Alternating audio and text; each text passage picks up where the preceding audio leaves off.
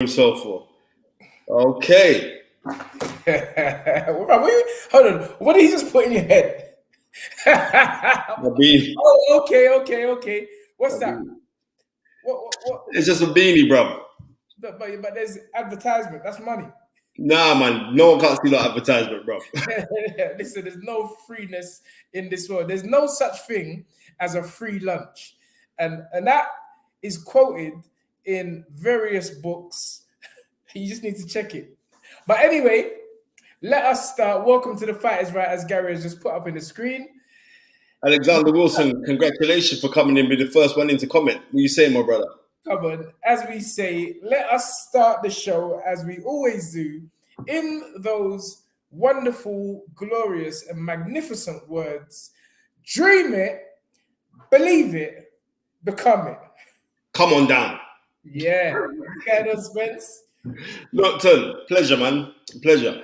You know what? Is it snowing outside in your house? It's snowing outside my house. Listen, I just went outside there. I was like, what is going on? But it just, the snow is on the next level. Good evening, Miss Ringside. I see you just pop up. You know I got to big you up. The lovely Miss Ringside. Present at most fights. You just don't know she's there because she's on some undercover thing. Little ninja. But anyway, yeah, the snow has arrived. It was not waiting to Christmas. I just looked outside my house, the balcony covered in snow, Spence. Bro, I looked outside my window and I said, what's going on there? And then I had to throw out the rubbish. I was going just outside my door, it was cold, bro. And you know where you got to put plastics, papers, and then general, because you got 3 bins. I had to do some quick movements, bro. It's cold out there. Yeah, I mean, does that explain the Santa Claus look that you're coming with tonight? Gary, man's come with a Santa Claus look with a beanie. But yeah, it's definitely cold. It's mad. Bro, I had to put a beanie on my head, bro. It's cold out here, man. Stop. But the thing about it is, the heat. I'm not saying I can look different. You know what is that? Because I cut down my bed. My bed takes like 3-4 days to grow back. It's mad. So I'll just cut it down. All right. Well, we have got the alarms are going off. We've got a great show lined up this evening, Spence. A lot of boxing on the weekend, here and abroad, overseas. We've got a lot to touch on. We've got the Josh Warrington fight to touch on. We've also got a magnificent performance. Hold on, stop right there. Big up the one and only Carlos. Hey, Carlos, what's up, man? Big up. Carlos is Fifi. We know him as Fifi. But anyway, he says, what's up? Thank you for the $5.99, first off. He says, what's up, gents? Another great episode incoming. How are you guys doing? Road to 14K subscribers. Have a great show, everybody. Absolutely, sir. And we're doing good. We're doing good. We're here. We're breathing. We have an opportunity, as I said, to make the life we want because we woke up this morning. So I know I can speak for myself. I know Spencer's always on the same page. And we're doing good. From the time that you woke up in the morning, you won. Yeah, absolutely. I mean, that's it. You know what I just remembered? Before we touch on the boxing, let us salute the first African nation to reach the last 4, the semi-finals of the World Cup. Big up Morocco representing Africa. And let me tell you something. They could be the wild card of the World Cup and end up winning the World Cup. That's how we're going, because the last 4, it is a great achievement, but we want the gold medal. So I'm saying that, bang, it's not coming home. England's gone. England's gone. Listen. Go and talk the thing. Let me tell you this now, yeah? Every English person should be proud of how our lads performed in the World Cup.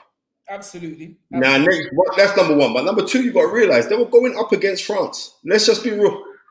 Yeah. Right? A team that a team that you can absolutely say when one man touches the ball, your heart starts beating, and that's Mbappe. Because his legs are so long and fast. That use rapid.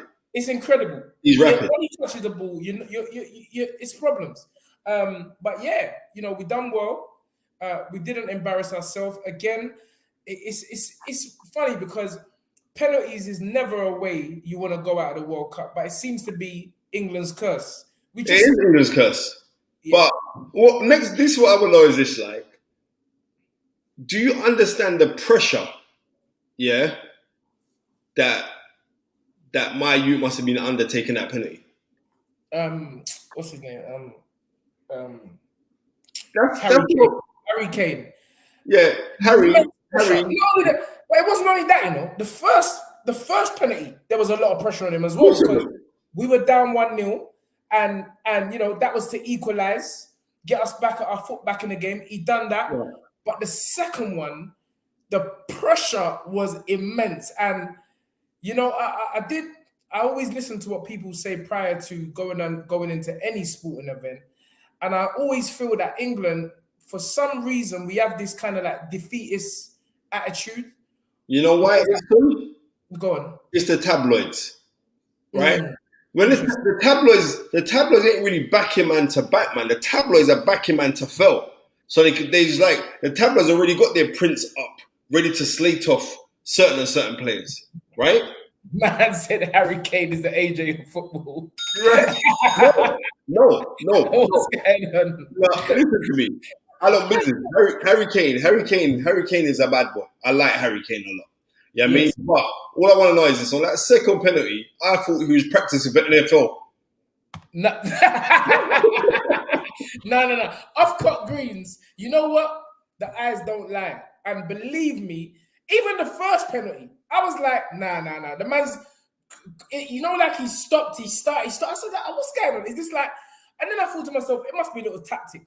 But the second penalty, you can see the pressure in his eyes. And sometimes, again, you see what you want to see. But I definitely agree with off-cut greens. There was immense pressure. His eyes was telling a kind of story there. And it's unfortunate. I don't know. These people want to take a leaf out of Steph Curry. Because this man could throw a basketball from far. I see that video last week. Yeah, 5 times on the trot. I know game pressure is always different, but I don't know.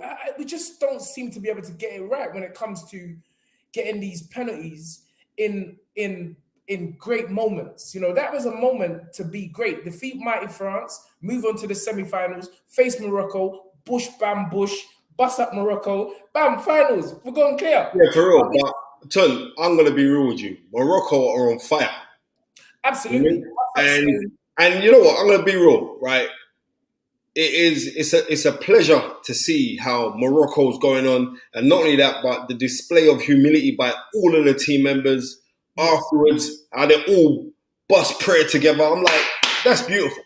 I like that synergy. I just see something on here, right? Someone was saying like, who's that? Yeah, Skyliner, the editor, saying Bellingham is England's future. And I'm telling you, Bellingham, that dual heritage Tunde, that boy can play ball, man. Yeah, but I'm just keeping it real. We always do this. We always put pressure on these young boys. We're saying he's gonna do this. No, wait. We're saying they're gonna be the next great this, the next great that. But they ain't done nothing yet. They ain't done nothing. Meanwhile, you got teams like Argentina, France, Brazil, just not even talking that talk and just playing football and winning. So I'm like, Brazil are gone home. Yeah, but I'm just saying in terms of the years gone by, Brazil, they produce always. Argentina, they produce always. These are squads. I don't know what happened to Italy this year, but we're always Balfour, you can salute Morocco, but you can't support Ghana. No, because again, Balfour, I'm trying to tell you.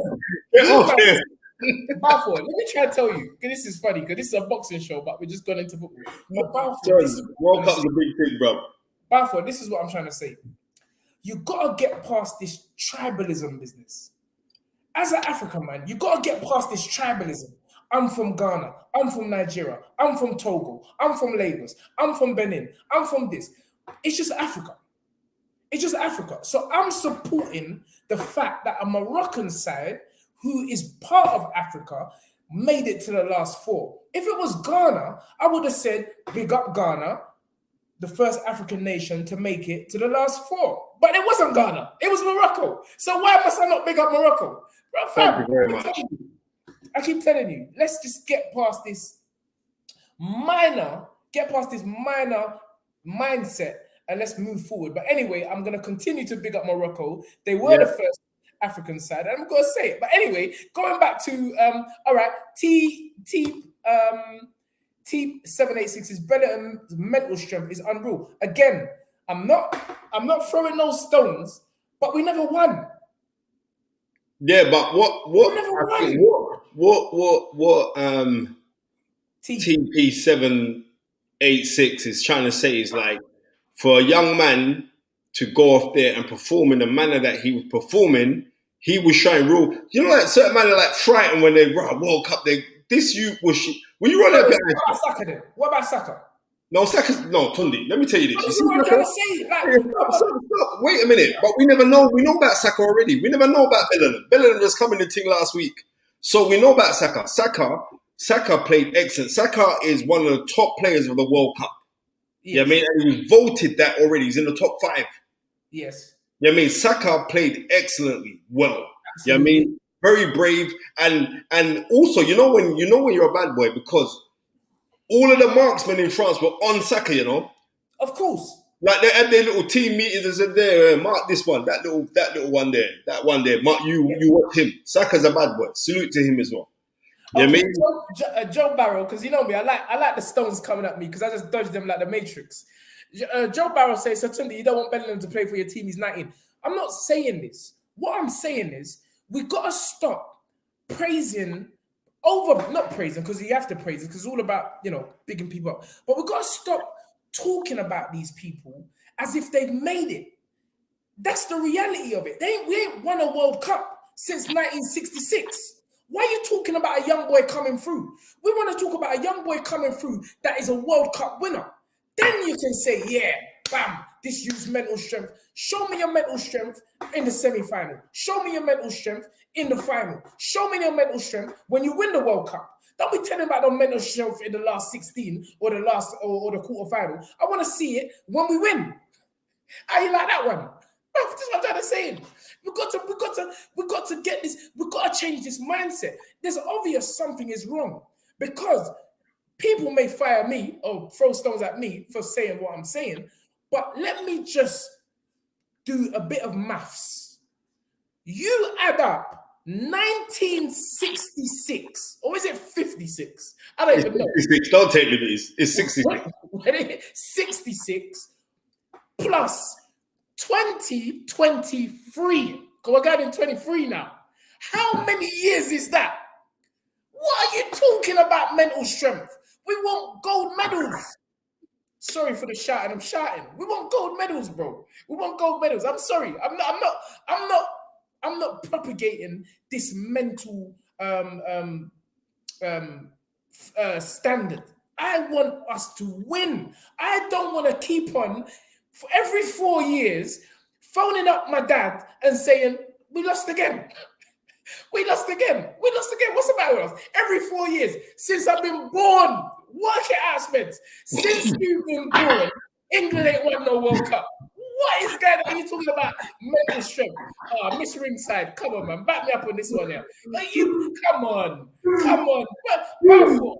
You're taking liberties. You ain't won the World Cup. You're taking liberties. What are you talking about?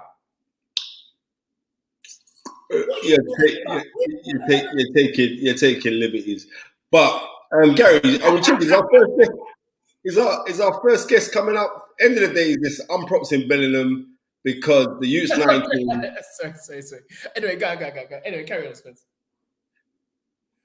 Carlos is backing me. Carlos says that absolute truth. Bobby Wright, they need. No. I'm going to disagree You know with what? you. You're one of them brothers. You're just looking for the common vote. I don't business. No. I don't care that you don't business. I know you don't business. I don't care that you don't business. I'm telling you this now. That encouragement hastens labor. So therefore, I'm going to compliment you because I said, yeah, that you there, I can see a future for you. I could see. Again, encouragement what? Hastens labor. No, encouragement. Yeah, encouragement hastens labor. Well, we ain't hastened nothing since 1966. What do you mean we ain't hastened nothing since 1966? This, let me tell you this, yeah? This, okay, my sister from another Mr. I'm going to get back to this in a minute. I'm going to ask Nina, because like Nina, yeah, jump in. We are honored. Ladies and gentlemen, to have the WBA bantamweight champion of the whole wide world, Miss Nina Hughes. Nina, I don't even know your nickname, sis. I haven't even got one. You don't need one. I need one. I need someone to think of a good one. Listen to me. I remember watching you fight last year, April at York Hall. Yeah. You was in your second fight. Yep. What did I say when I did the commentary for ESPN? What was my words? She's going to be a world champion within 10 fights. How many fights have you had now? 5. Right. Tunde, when I'm telling you this young lady can fight, she don't play, you know? Well, she must can, because if you're saying it, you spoke it into existence. 5 fights later, or 3 fights later, because she had 2 at the time. Yeah. She's a world champ. So world champ. Congratulations. You cannot play with. I don't know what to call you. Maybe you're like a little hands of stone, because she when I mean she puts hands to. She doesn't play. Like very good variation of, and you know what I like about you the most, Neen? How you plant your feet, how you set your feet, your balance, your coordination. And you know what I mean? Even though she looks like she's 23, Nina's actually 40 years old. No way. 41. Give me some of that early Ule that you're using. but anyway, Nina, let's get into it, because you know the Fight is Right listeners and viewers, they want to know a bit about you. Obviously, you know, you've only had 5 fights, already a world champion. Just tell us a little bit about yourself, your background, your inspiration, what keeps you going, and so forth. So yeah, I started boxing. I had a lot of amateur fights. So I was on Team GB. I had like 74 amateur fights. Boxed all over the world for 2GB. I stopped for a few years after I come off GB. That was about 10 years ago now. I then come back after I had my first child. Just got back into it through fitness, just as a hobby then, nothing serious. And then, lockdown come and female boxing started taking off professionally. And I was going to retire. I need a few quid here. Let me get back in it. I wish. There's no money in it for women. Not yet. Not to get to that level. No, I was just looking, and I was just thinking, even though my age and that, if I don't give it a go, I'm going to regret it. I'm still looking, thinking I can still compete at this level. And so I joined the pro gym, and here I am now. What gym are you pro? Who are your trainers? Big them up. So my trainer is Kevin Lilly at Newlands Gym in Wickford, Essex. Kevin who? Kevin Lilly. I know Kevin. Big up Kev. Kev's a nice guy, man. I think I know Kevin. Yeah, I know Kevin. That's great. Well, listen, I think now, as you said, the time is right for women's boxing. And, you know, I think fighters like, you know, Caressa Shields and Savannah Marshall and all the rest of them are really giving you girls a platform to really make money and make a living of it, get sponsors and even that, Bridges, Emily, is it Eleni? Emily. Well, this is the thing. Ebony Bridges. Emily Bridges. She's, you know, making waves in her own way, making noise in her own way. We're in the same weight division, Tunde. They're in the same weight division. Emily is a world champion. Okay. And Hands of Stone, Nina Hughes, the Hands of Stone, she's in the same division. And I'm saying, like, that is an easy unification match to make. Well, let's get it cracking. You know what? I'm Nina. Anyone who comes in this show, world champion always. If you're not already world champion, something big is gonna happen for you. So let's start promoting that fight. We want to see that fight. Nina against Bridges. Yep. Make That's the that fight one I want. happen. Right. I was in Leeds weekend. What do you think of Bridges' performance last night? Yeah, I think she showed a lot. She showed she's really strong, and she's tough. I think Shannon O'Connor wasn't as good as I thought she would be, or she played into the wrong game plan. She just stood there and traded with her chin up in the air. So yeah, she showed a lot of strength and tough, but I also see a lot of weaknesses I think I can exploit. Yeah. So yeah, it's the fight I definitely want. I want her belt, so I think it'll be a great fight. Yeah. Where are you from originally? Your area? Essex. Come on, the only way. Yeah. You just sound local. You sound like I just pop outside and I might see you or something. But it's brilliant, and as you say, and people need to, listen to what Nina's saying. She's 40 or in near 40. Do you say? I've just turned 40 in August. Just turned 40 years old, which is in numerology is foundation. It's most people may think they're getting old then, but it's actually when your life actually begins. You've seen a lot. You still you're at the age where you're old, but you think you're young. I still think I'm 21. yeah. Well, Tunde, if you see her fight, you've seen her fight. Because I remember I did the show. Tunde phoned me. You've seen her fight. Yeah, you said, "Nah, this girl can swing." Now I'm telling you, like the way you fight, you're on another level. So you're. I'm telling you now, and you picking up that world title, like it was 2 weeks ago now, wasn't it? 2 weeks ago, yeah. 2 weeks ago. Now I'm gonna be real with you. Bobby Wright has jumped in. Yes, big up Bobby Wright. Thank you so much for the 44.99. Wow, it's all about dream it, believe it, become it. And Morocco are proving it. And not only is Morocco proving it, but the young lady who we got on the show right now has proved it, because when you fought Jamie Mitchell, when I heard that you was fighting Jamie Mitchell out in Dubai, no one gave me a chance. No, I thought that was a bit too early. Jamie Mitchell, she's a little vet. She's a very good boxer, American girl, she's good. Yeah, good, she's good. You know what I mean? And you stuck it on her like she owed you money.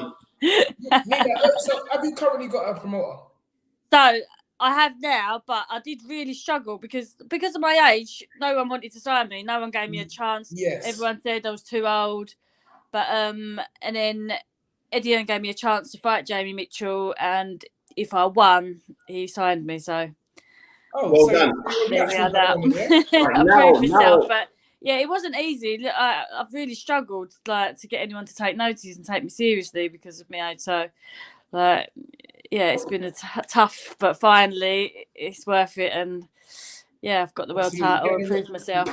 You're getting the recognition you deserve. So, so moving forward, as Eddie giving you a protracted number of fights, he's looking for you to get out with next year because, as I say, you still only had 5 fights you've done so far? Yeah. So would you like to be a bit more active than that? Yeah, he's hoping definitely 3 fights next year. So good. That's the aim.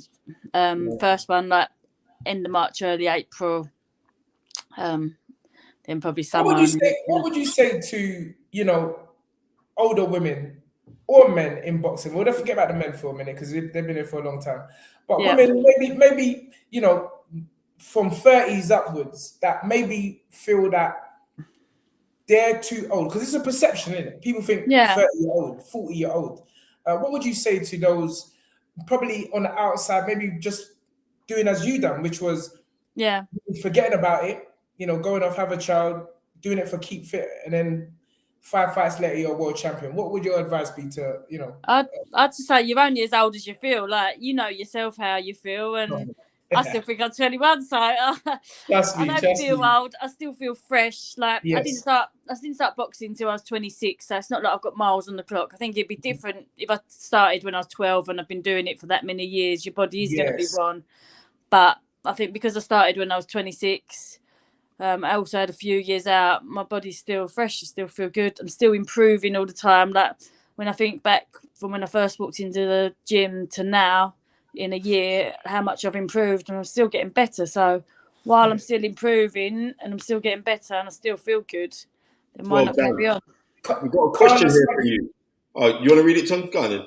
Yeah, Carlos, thank you for the €5.99. He says, "Hi Nina, you are an example of saying of age is just a number. Do you have any specific goals at this stage of your career? Respect, champ." Well, my goal was to become world champion, so I've reached my goal now. So everything else is just a bonus now. But obviously now I've reached that, you sort of try and set yourself new targets. So I just want to be in the big fight. So I want to be on the big stage, and I want more belts if I can. Excellent. One thing that always comes to mind because of myself and the position that myself and Anthony Yarda in, I know how much sacrifice it takes to get to any level, let alone a world champion. I'm interested to hear, from other perspective, what kind of sacrifice has it been for you? I still work 3 days a week as well, so it's not like I even do it completely full time. I've got my children, so I train on my lunch breaks, I train in the evening. My kids come to the gym with me sometimes. I find a way to make it work. I don't have a lot of spare time but I do find a way to make it work, and I enjoy it, and it's something I want to do, so I pursued it. Well, Neen, you're world champion in 5 fights, so something you're doing is working. And let me tell you something. All you men out there making excuses. You've heard this young lady say, not only does she have a kid, not only does she have to work and then train in her lunch break and what have you. This is what it takes. So some of you, when you're saying, "Oh, why didn't I make it?" The reason is you don't want it enough, and that's why I always like to ask people who have reached certain pinnacles in their career, and I say it's the first time I've spoken to you, first time I've seen you, Nina. Definite shining example. Continue to keep doing what you're doing. Amazing woman, the champ. We want the fight. We want Bridges. Where's the belt? Where's the belt? Do you know what? I haven't even got the belt yet. They're still making it. Oh wow! I know. So they said they're making me a special one, so I hope it's special. No, it's got to be special. Well, it's special anyway because you won it. But I haven't got the belt yet, so I'm dying. And you know the thing is, on the show, people are already naming you. People calling you the Essex Mexican. They're naming you already. That's what I'm saying. This show's too serious. No, listen, Tunde, I'm telling you this now. I want to when you see John Khan just said, "This is inspirational, real talk." Let me tell you this now. When you see this young lady fight, when I saw you fight, it gave me goose pimples because there was no mucking about, listen, Tunde always said, look, people pay for knockouts. That's why Andy Young got so many knockouts. But when I saw I said, this girl does not play. Straight out, tight hands, bobbing, boom, hard shots. No little pit-pat jabs. No, I want to tear off your head. And because I saw that, I ain't gonna lie, I was so ecstatic, and to see you move on in the way that you have done, and that you went out there and you won a world title now, and there are some very, very big juicy fights. So I feel so good inside now that there's the Bridges, there's possibly a Bridges fight there for you because she holds another version of the world title. Yeah. There's possibly Shannon Courtney, because what I think is going to happen is this. I think that, yeah, I see it as well. I'm turning to Mario for real. I think Bridges and Shannon Courtney will get a rematch, right? And then after that, I believe you'll face the winner of that in a unification bout sometime in the summer. Maybe you'll defend your title very early, and then after that, I could see that being a big fight, because I'm telling you, the way you fight and the way Emily Bridges fights, and even Shannon Courtney, that little trinity there will merge into something great, and I'm so looking forward to it. Yeah. Okay. Well, listen. Again, Nina, Bob, they're calling them the Essex Mexicans. We might need to trademark that name. But there's a comment I read here, which I'm always looking to speak positively about people that come on this show. And Carlos says, these are the type of women I would let my daughters look up to, not those Instagram, TikTok madness. Yeah, that's what I like. Agreed. So listen, again, sometimes Agreed. and it is speaking personally. Sometimes because a lot of people say this, you don't realize the impacts you can have on others. Because you're in yourself. You, as you said, you got a child. You're focused on your boxing, but just these few minutes, I hope that we've helped. Boost your profile. Eddie Hearn, best send the check because, bro, we're doing the thing. You didn't even know who you were before, but you're definite woman of inspiration. 40 years young, world champion, got into the age sport, age 26. Not many miles on the clock. You see, I'm always listening. Not many miles on the clock, and just a joy to behold. Keep doing what you're doing, Nina. Thank you. Fantastic talking to you, and I wish you nothing but the best. Thanks a lot. All right, Nina, you take care. God bless my sis. Thank you. Cheers. Salute. See you later. Excellent. Lovely, Spence. Lovely. Listen, woman. everybody who's come on here, because I don't even think her world title fight is not even on YouTube. It's disgraceful, right? She does not play ton. Well, you keep, bro. You said it about 39 times. Listen, when I'm just saying, like, listen, we're not in our long talk. We're just in some broke up business. That's how she is. She just punches up people. Well, listen, you can feel her spirit. She's a Nice lady. And sounds like a very nice young lady. And I say young because she said it, and people have said it. You're as old as you feel. Bob Arum is 90 years old, and Bob Arum is moving and talking, giving interviews like he's 20 years old. So, and he said exactly the same thing. Age is just a number. It's how you feel. So, don't be disheartened, people. There's hope. You just need to focus on whatever it is you want to do, and it is what it is. You re-put your soul. But big up Nina, the WBA bantamweight world champion. Let us move on swiftly, bro. Where should we start? Should we start abroad or should we start here at home? No, I think we should touch abroad simply because, I'm going to ring TARVER in a minute. I think we should touch abroad because I know he's waiting to board flights as well, so I don't want to miss him while he's on the plane, right? Antonio Magic Man Tarver, former light heavyweight and cruiserweight world champion, and the man that famously knocked out Roy Jones. He was being an analyst last night, him and Paulie Malignaggi, for this BLK Prime, which paid Terence Crawford $10 million to defend his WBO welterweight championship of the world against Avenisian. Sorry. Right. Gary Skyline said Bob Arum bun mad ganja. No, but he's not lying. Oh my goodness! Oh, sorry. I had to cut you there. Sorry, I don't know, Bob. I don't know why, but it's just funny to me. But carry on. Right, he's not lying. Terence Crawford's performance. Like, Tunde sent me a message just after the fight done, and was saying like, "Nah, Terence Crawford is serious. I don't think Errol Spence could go." There's a difference between a master boxer and a good fighter. Yep. Terence Crawford is a master boxer, and after last night's performance, I see the Errol Spence fight even further away. Terence Crawford, his composure, listen, and this is why you got to understand boxing is levels. No, listen, Anavisian, I hope we do get on, because I was very impressed with his commentary skills last night. Because he did really tell it how it is. It was even, Tarver just sent me a message. He's saying like he's just boarding the flight now. Okay. So yeah, 2 hours. Don't worry, we'll get him in a week. No problem. We'll get him in a week. I respect Tarver for letting me know as well. Your black book's turning grey, bro.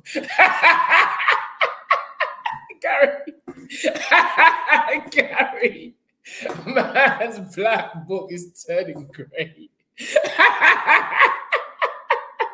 Spencer, bro, don't take it personal, bro. Don't take it personal. I'm not taking that personal. Like I'm not taking that personal. Don't get angry. Don't get angry. What is an idiot? It's the Mario look. It's the Mario look.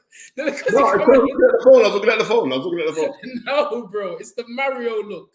The Mario look is making man say, guess what? I'm not coming on that thing again till Spencer come back on.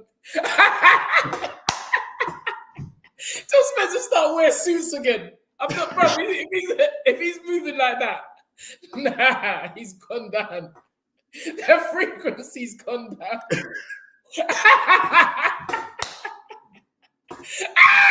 Oh, please, sorry, but I gotta stop this. I'll keep doing this. No. Yeah. Anyway, as I was saying, Tarver's commentary last night was second to none. He was very, very articulate. The way he explained certain things. It was even there's even parts where he was saying, "Oh man, I just wish Terence would pick up his right hand a little bit." You know, all fair comments. But as I was, man said, "Super Spencer." Super Spencer Mario. Oh my goodness. Yeah, man saying that. As I was saying, Terence Crawford, his composure, his fighting instinct, and his reflex action.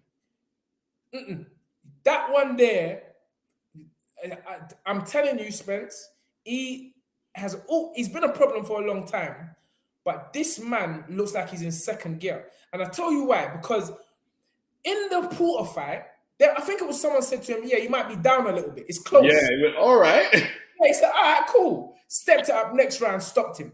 This time, in the 6th round, before the round started, the referee took him back to the corner and said, no, look at these gloves. The gloves were visibly open. Both of them were cut. Tarver actually said, brother, I wanted to say something. Antonio Tarver said, I wanted to say something, but, you know, I wasn't too sure. But both gloves, you can see the foam was sticking out of the thumb area. Guess what Crawford done? Next round, he went out there that same round and stopped my man. This man has got more levels, which we haven't seen, because no one really has been able to bring that out of him. Fantastic fighter, Spence. And I listen. From day dot, it's like 7 years ago, or whatever, when I was at Sky and I had to do the tactical breakdown on Terence Crawford versus Ricky Burns. I said, Tunde, come around my house. Tunde, come around my house. And I put in a DVD of this shoot. And Tunde said, you know what, bruv? Ricky Burns is going to get broke up. No. And that wasn't no disrespect, because Ricky Burns, even today, Thank you very much, Carlos, for the €5.99. Bob Aram said that Terence Crawford isn't a commercial pay-per-view star. When he was still at Top Rank, do you believe that was fair criticism? His skills are elite. Listen to me. I think he needed something for him to come out of himself. We haven't really seen him celebrate a victory like that. You know what I mean? And like Tony was saying, he's just been himself. And I think with this new platform, they need Terence Crawford more than Terence Crawford needs them. But then it could be a duality in here where they'll have a synergy to boost his profile, to push this out. Bro, a new platform just come and paid the brother $10 million. Well, let's not jump the gun. He's got $5 million up front. He still remember, what's this kid's name? Prograde. He took his check to the bank and it bounced. Was that on the same channel? I don't think. No, we're on the same channel though. Okay. We're on the same channel. But what I do like about this BOK Prime is that yesterday looked like a fantastic show. It did. You know what I mean? And it had a more darkened look. It was like, it seemed a little bit more edgy. You know what I mean? It did feel that way to me. And it was like, there was more of like a hip hop vibe to the whole thing. You know what I mean? That's how it felt to me. Like, yeah. I didn't really get that, to be honest with you. I didn't really get that. I just felt it was a well-produced show. You know, they had good commentators. They had real boxing people there. They had Paulie Malignaggi, Antonio Tarver, Zab Judah was there playing his role. And this is great. This is boxing. And also boxing blue bloods, you know. This is what I was about to say.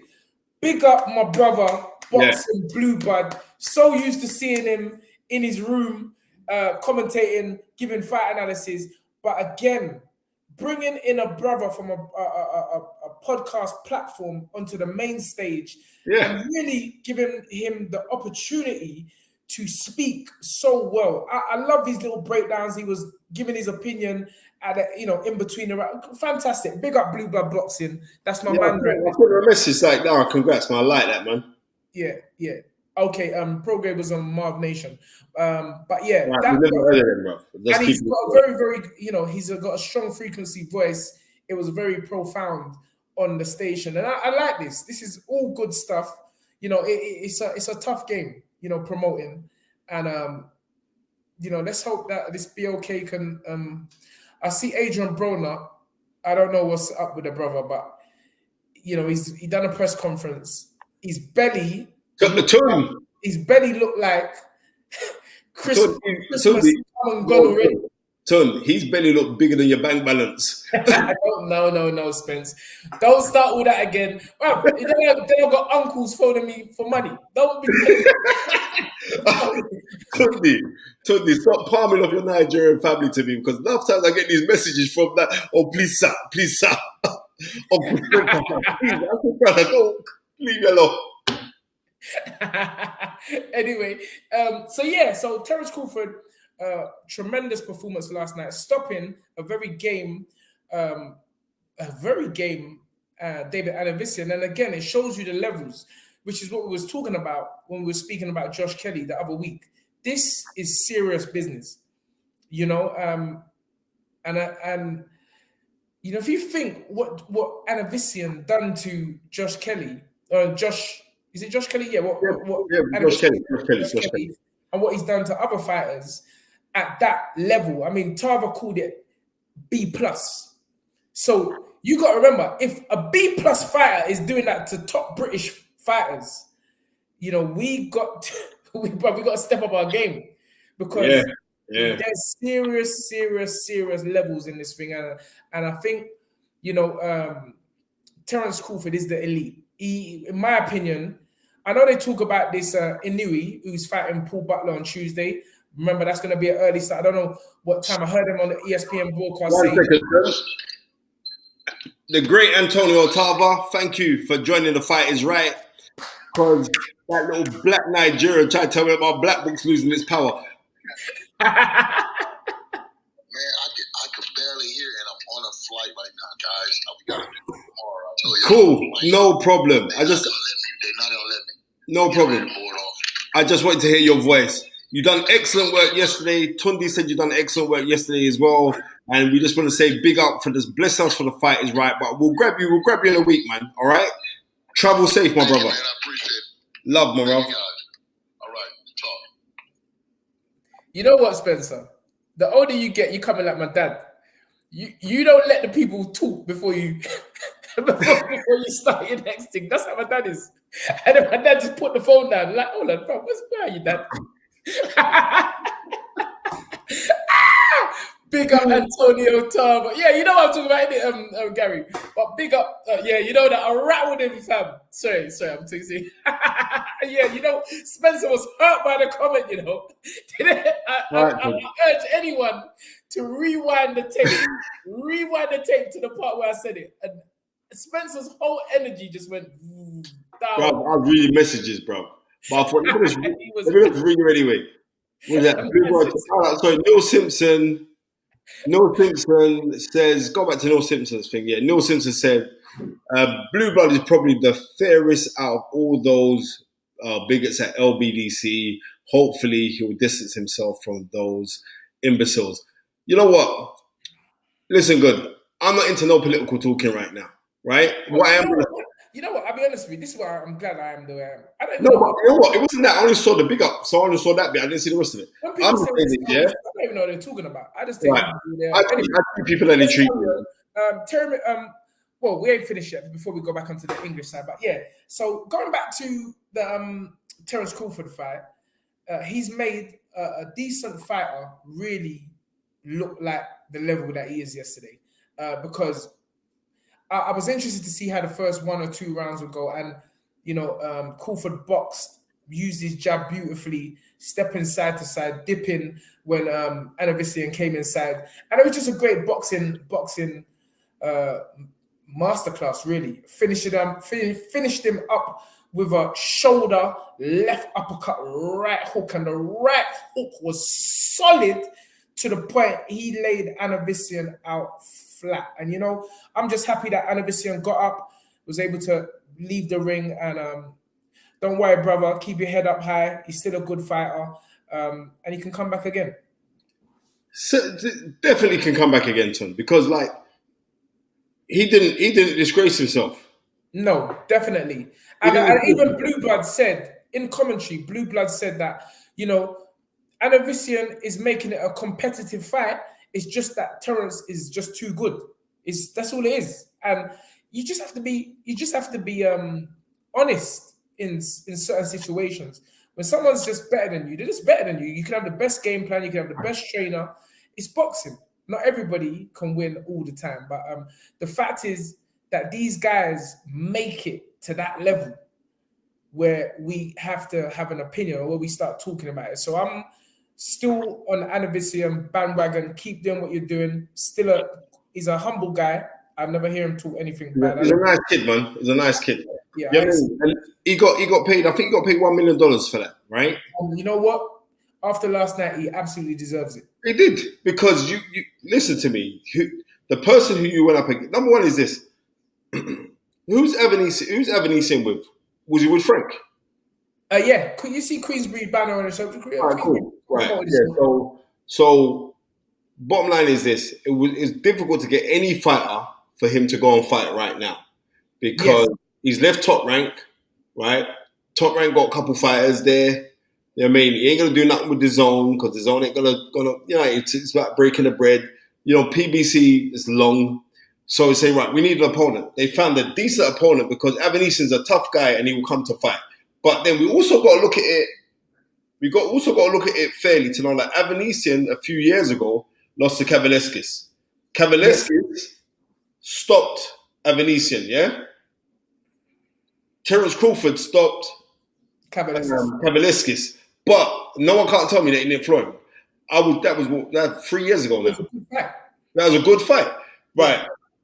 Kavaleskis knocked him down. I don't business what anyone saying. He said, it was a stumble when he got hit at the back of the head. He knocked him down. But Terence Crawford just got up and just beat him up.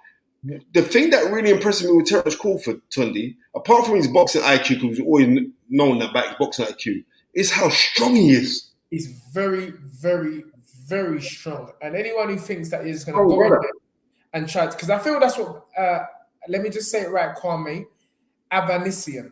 I feel that's what Avanesian thought they was going to do. That was the game plan last night.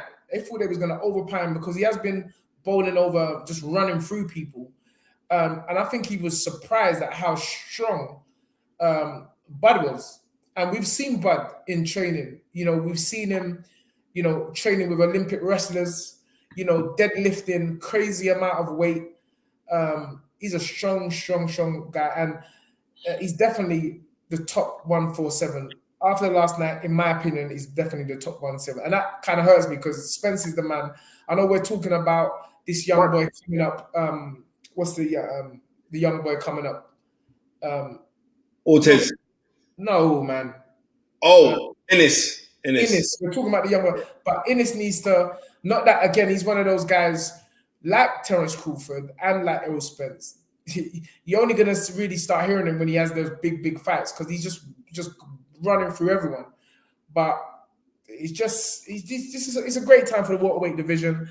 But the top guns are definitely Crawford, Ennis, and Errol Spence. Yeah, but the thing about it is this. Unfortunately for Ennis is that nobody's not queuing up to fight him. So he ain't getting no fights. He ain't getting those name fights where we see he's going up against a named opponent. But one thing I do know is that he is very good. Because I remember they brought over They brought up some kid that Innes must have bashed up in 3 rounds to fight some guy from Uzbekistan who was on the MTK at the time. It was on a ESPN show. And this youth was a good youth, like in the amateurs, very good youth. But they was kind of rushing him. So they said, "Oh, this guy got banged out by Innes, so let's put him in. Let's put him in with their guy. This guy from Kazakhstan or Uzbekistan, one of them places there." Tunde, if you saw how this little Colombian brother just broke up this little Kazakhstan man, he broke him up, and Innes smashed this guy in 2 rounds. So this way you have to. I saw that fight. Yeah, it was on the phone. Yeah, I've watched all of Innes's fights, and Innes is serious. He's definitely a great young prospect. And Robert Broney actually echoing my thoughts and my sentiments. He says Bud's strengths seems to surprise all of his opponents, and that's facts. You actually see it because they go in there thinking, "Yeah, I'm gonna bully boy thing," and then bro. After the 3 rounds have completed, even 2 rounds, Amir Khan, Kell Brook, all of them, when they felt the cum in the side of their head, they're like, yeah, you know what, Ton is also is like the Kell Brook, because Kell Brook is a physically strong man, you know. Yes, absolutely. Right? Physically strong man. So when you look on that now, you have to realize this brother trust me, Terence Crawford is a very, very serious guy. And I've got time of day for Terence because, like, off the canvas says, for me, Crawford's stock has risen as I'm rated ever highly. Nah, off the canvas, you ain't watching enough boxing, bro. Bro, there's levels in this thing here. There's levels, and I just broke it down for him. You weren't listening. A close study of Crawford, you will see.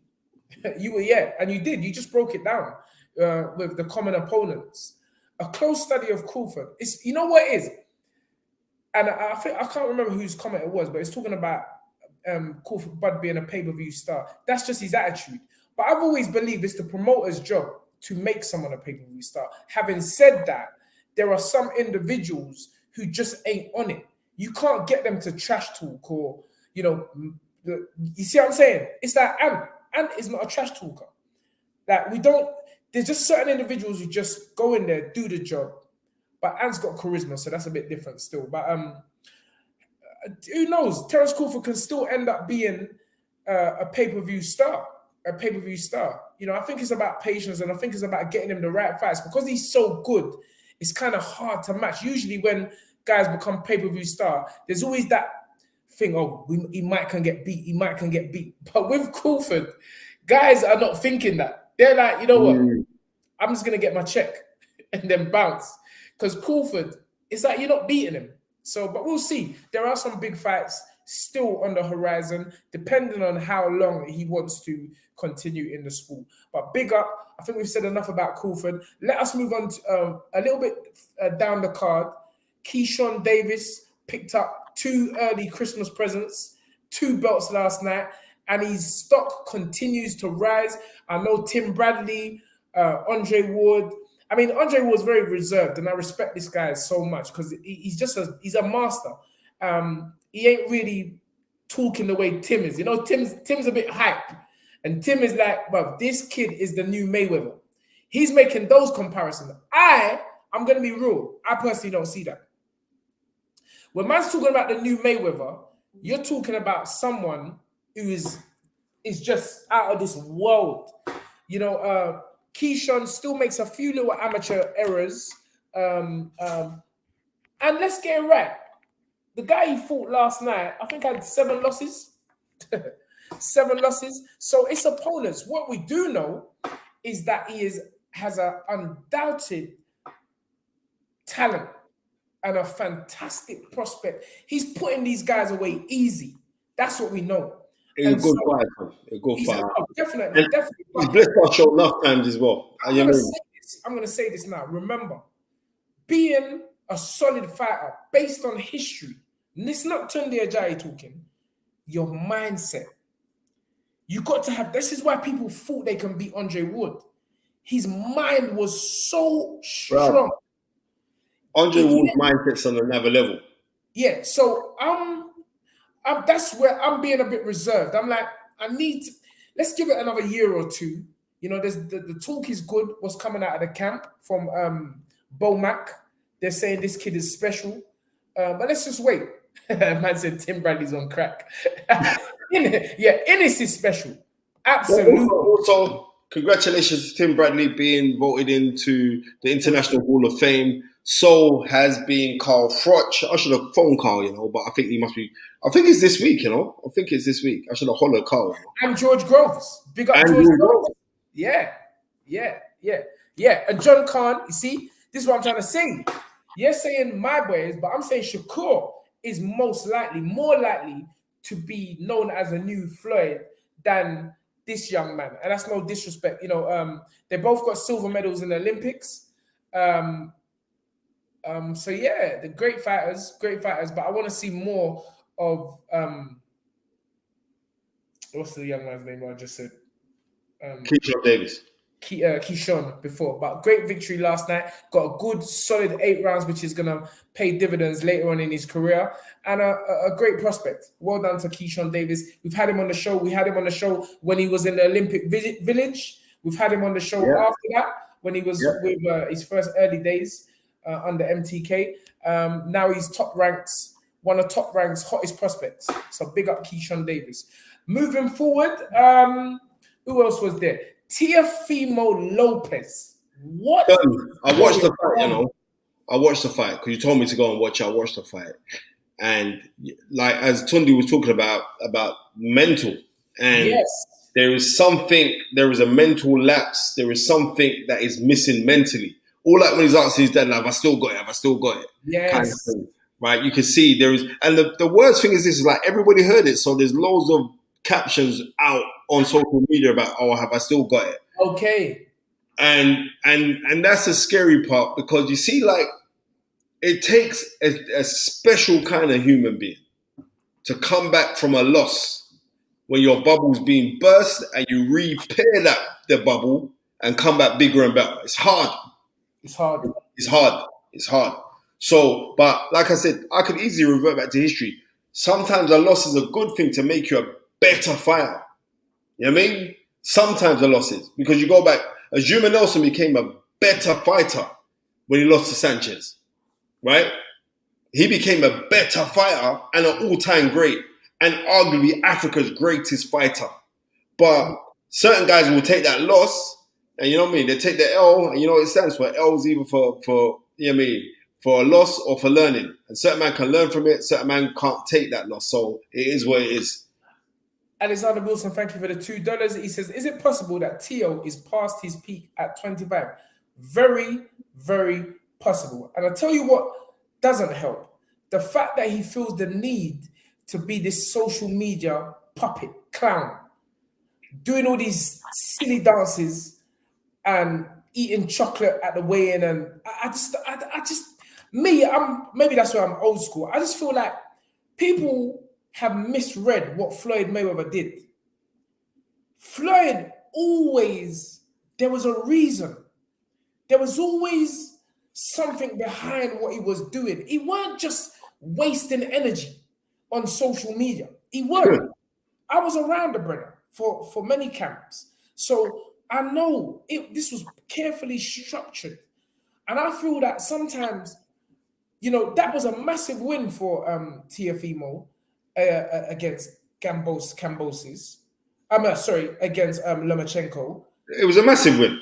Maybe, I'm just saying that maybe it went to his head. Tunde, I'm not saying maybe it went to his head. I'm telling you straight that went to his head. Right? Because after that fight, he was trying to be everywhere anyway in the first time, yeah? But it's always about, you know what I mean? I'll fight this one, I'll fight that one, blah, blah, blah, blah, blah.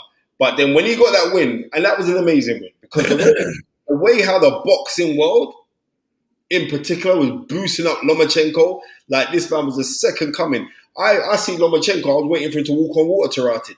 You know what I mean? How they was boosting him up. He went in and he stuck it on Lomachenko.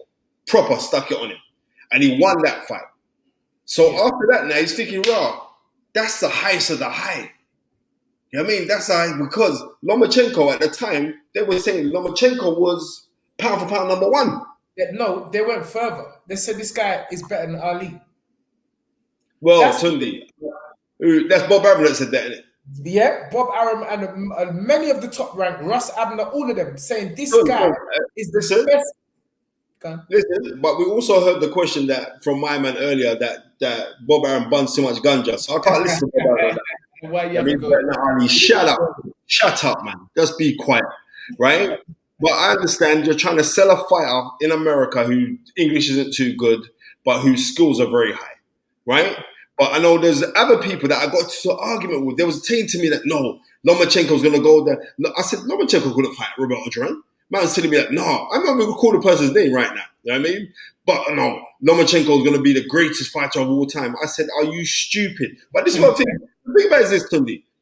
You see when people got a little power base in boxing, they think because they got power base when it deals with financials, it takes away like the years of study that I've done or the years of study that you've done. I'm telling them people, yeah, you got money. Shut up. It's money you got. That don't mean that you got sense in this boxing. Like you're seeing the things that I'm seeing when I'm watching boxing. Just be quiet. But then, when he lost, the same people are phoning, what happened? They were in tears. They were broke. No, it should have been a draw. I said, shut up.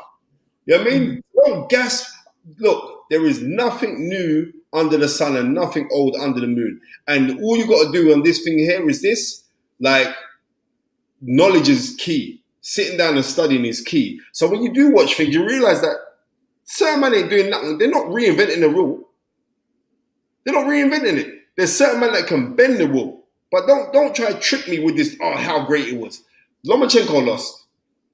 The way they're boosting up Lomachenko, for a fact, Teofimo Lopez was overly gassed when he got that win. Because remember he's telling me, man, I'm going to deal with you, I'm going to deal with you, I'm going to deal with you. And he spoke it so much, I'm going to deal with you, I can beat this guy, And then he got the win. And he got the win, he's trying to say, what else am I going to do now? Mash up. Quinn 40, thank you so much for the £10. No, don't forget the first time. I thought you done it. No, calm yourself down with your shiny face. Carlos, thank you. Carlos, thank you for the €5.99. He said, Tunde, as a trainer, how would you deal with a fighter who is openly questioning whether he still has it? 2 or 3 fights ago, he was an undefeated star. Mr. Carlos Fifi, there's nothing to deal with. The fact the fighter is saying it openly, he knows there's a problem. He is actually talking to himself. When he's saying, have I still got it? You are talking to yourself. Because no, this is real talk. There's something within. I always say, when you ask a question, you already know the answer. That thing inside of you, you know what it is. You know you've been missing this, you've been missing that, you've been doing this for the camera. You weren't the same person you were on your way up. And that's why I always talk about Floyd. The fact that this man was able to keep focus. Andre Ward, Joe Calzaghe, all these guys faced adversity when they were champions, but had the mental capacity to overcome and stay focused. So the fact that the fighter is asking his father, who may I just say he was not listening to in the corner. It's that thing again. When you start getting to certain states, you start thinking it's you. You stop doing the things. And in our camp, we have a saying. I'm not going to say it because that's our business. But believe me, everyone. So why you mention it then? In our camp, I'm saying, it's part of the flow. It's part of the flow. Okay. You get what I'm saying? But you got to. Everyone's got to just stay grounded and just keep working. And he's asking that question because he already knows the answer. And now it's down to him. I hope it's a very difficult thing to do to get back to where you was after you formed the habit. Because a habit has been formed since he won that title. Since he won and then ultimately lost against Kambosos. Kambosos killed the aura. He killed the aura of Teofimo. You know what I think is worse, Tun? It's not even like the aura was killed. The aura was killed, and then he's seen Devin Haney handily play with my man. Yeah. Haney, in the first fight, Devin Haney never changed gear, you know? Yeah, 100%. So that's the answer. What I will say is this: Teofimo is still an undoubted talent. He's got the talent there. It's just the focus. It's just whether he can bounce back mentally from the loss. And he just needs to go back to the drawing board because he's a tremendous talent. He's got skill, but you need to be improving. And if he's not improving, again, Andre Ward made the point yesterday, we can't big up the coach when it's all going good. And then when it goes bad, you start saying it's the fighter or it's the coach. Everybody is accountable. Everybody's got to look at themselves, his father included. They've got to look at themselves and see 1,000,000%, because the dad was on some hype thing. Look, remember? The dad was on some massive hype thing. Hype thing. And now everything says mash up. So, you know what I mean? Everyone's got their part to play. Quinn, thank you for the £10. Evening, guys. Just wanted to say I've been watching your channel over a year. Really love your vibe and friendship. Thank you very much. But I do wonder, Tunde, how is it feel training a future light heavyweight champ? Question. How does it feel? Quinn, you know what? It's funny that you say that, because every time I phone Tunde, that's exactly how I answer it. That's exactly how I address it. You're on the frequency, bro. Yeah, 100%. And Spencer does say that. He does say Spencer. But you know what? To be honest with you, there's always life after boxing. And relationships are more important to me than just titles. You know, because if you got a real relationship, it will outlive any accolade. And I'm just thankful that myself and Ant have been able to keep such a tight bond from the beginning that has only grown tighter with trials and tribulations and tests. That's what it feels like. It feels wonderful to be in front of and looking at a real person, just like I am with my brother Spencer. Unfortunately, it's a rarity nowadays to really have real people in front of you. You know, everybody seems to be out for some game.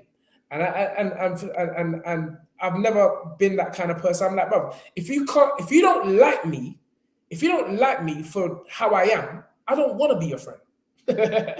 Guess what? I don't want to be your brother. I want to be able to talk the way I want to talk, swear that I want to, if I want to swear. I don't really like swearing all that business, but I want to be able to make mistakes and not be judged for it. And I expect the same from you. And so that's what it feels like. It just feels great to be around someone every day that you can just be yourself and honest with. Thank you very much for the £10, brother. I really Alexander Wilson, thank you for the $5. Right. Some smart people said that Joey Gamache, the former world champion, that's Joey Gamache, was the brains and trainer of T.O. But they booted him after Lomo. Yeah, I heard that as well. They booted him after Lomo, and it's been downhill ever since. And you know what? This is what I'm trying to say. You see, when people reach a certain, just look around you. You see, like with Tun said, right, in his training, we're not changing nothing. He's doing his thing. Right? That's how you're meant to be. As soon as you start bust now. Bro, I'm going to say it. You know me, I'm a man. When you talk to me, you know me, I'm a very open, honest person. If you see how much Emmanuel Stewards have messaged me since the press conference, I say Emmanuel Stewards because all of a sudden, everybody thinks they've got the best advice to give me. And I keep saying to man, bro, you ain't done this.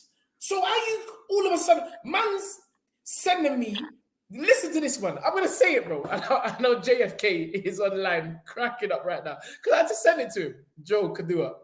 Man sent me Joe. Good you. Joe Kadua, future star. Very good prospect. And I'm telling you, let's watch out for this you. Because man sent me a contraption. He sent me the Amazon link of this thing. He said, Tunde, make sure you give this to AY. It increases his power by 30%. So I'm like, bro, you just made that number up. How do you know it increases his power by 30%? Gary, please tell me. Where did he get that number? Turn, listen to this one. The other day I was on the train. I was getting off the train, man stopped me. Right, the knowledge, I watch the show each week. He could be listening right now, right? And this is no disrespect to the brother, but he said, yeah, there's this kung fu punch that you have to do, yeah? Bro, no. Please, listen, brother to me, please. Because I know you and Tunde are tight, so you have to practice this kung fu punch. You have to show it to Andy. Like any hour. Then the boy went. There's some metal pole in the train station. Coming out the train station. The man started punching the pole. He started punching the pole and saying, "Please, you have to show it to these."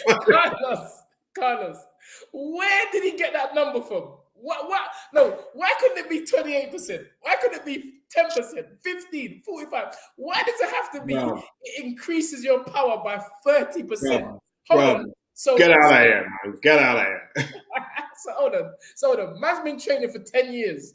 Now you just coming on with this thing that you squeeze, a grip thing, and it's going to increase man's power in 8 weeks by 30%. Oh, bro. Yeah, some joking. Anyway, thank you. Anyway, I know you probably sent it to me. Yeah, why not 25%?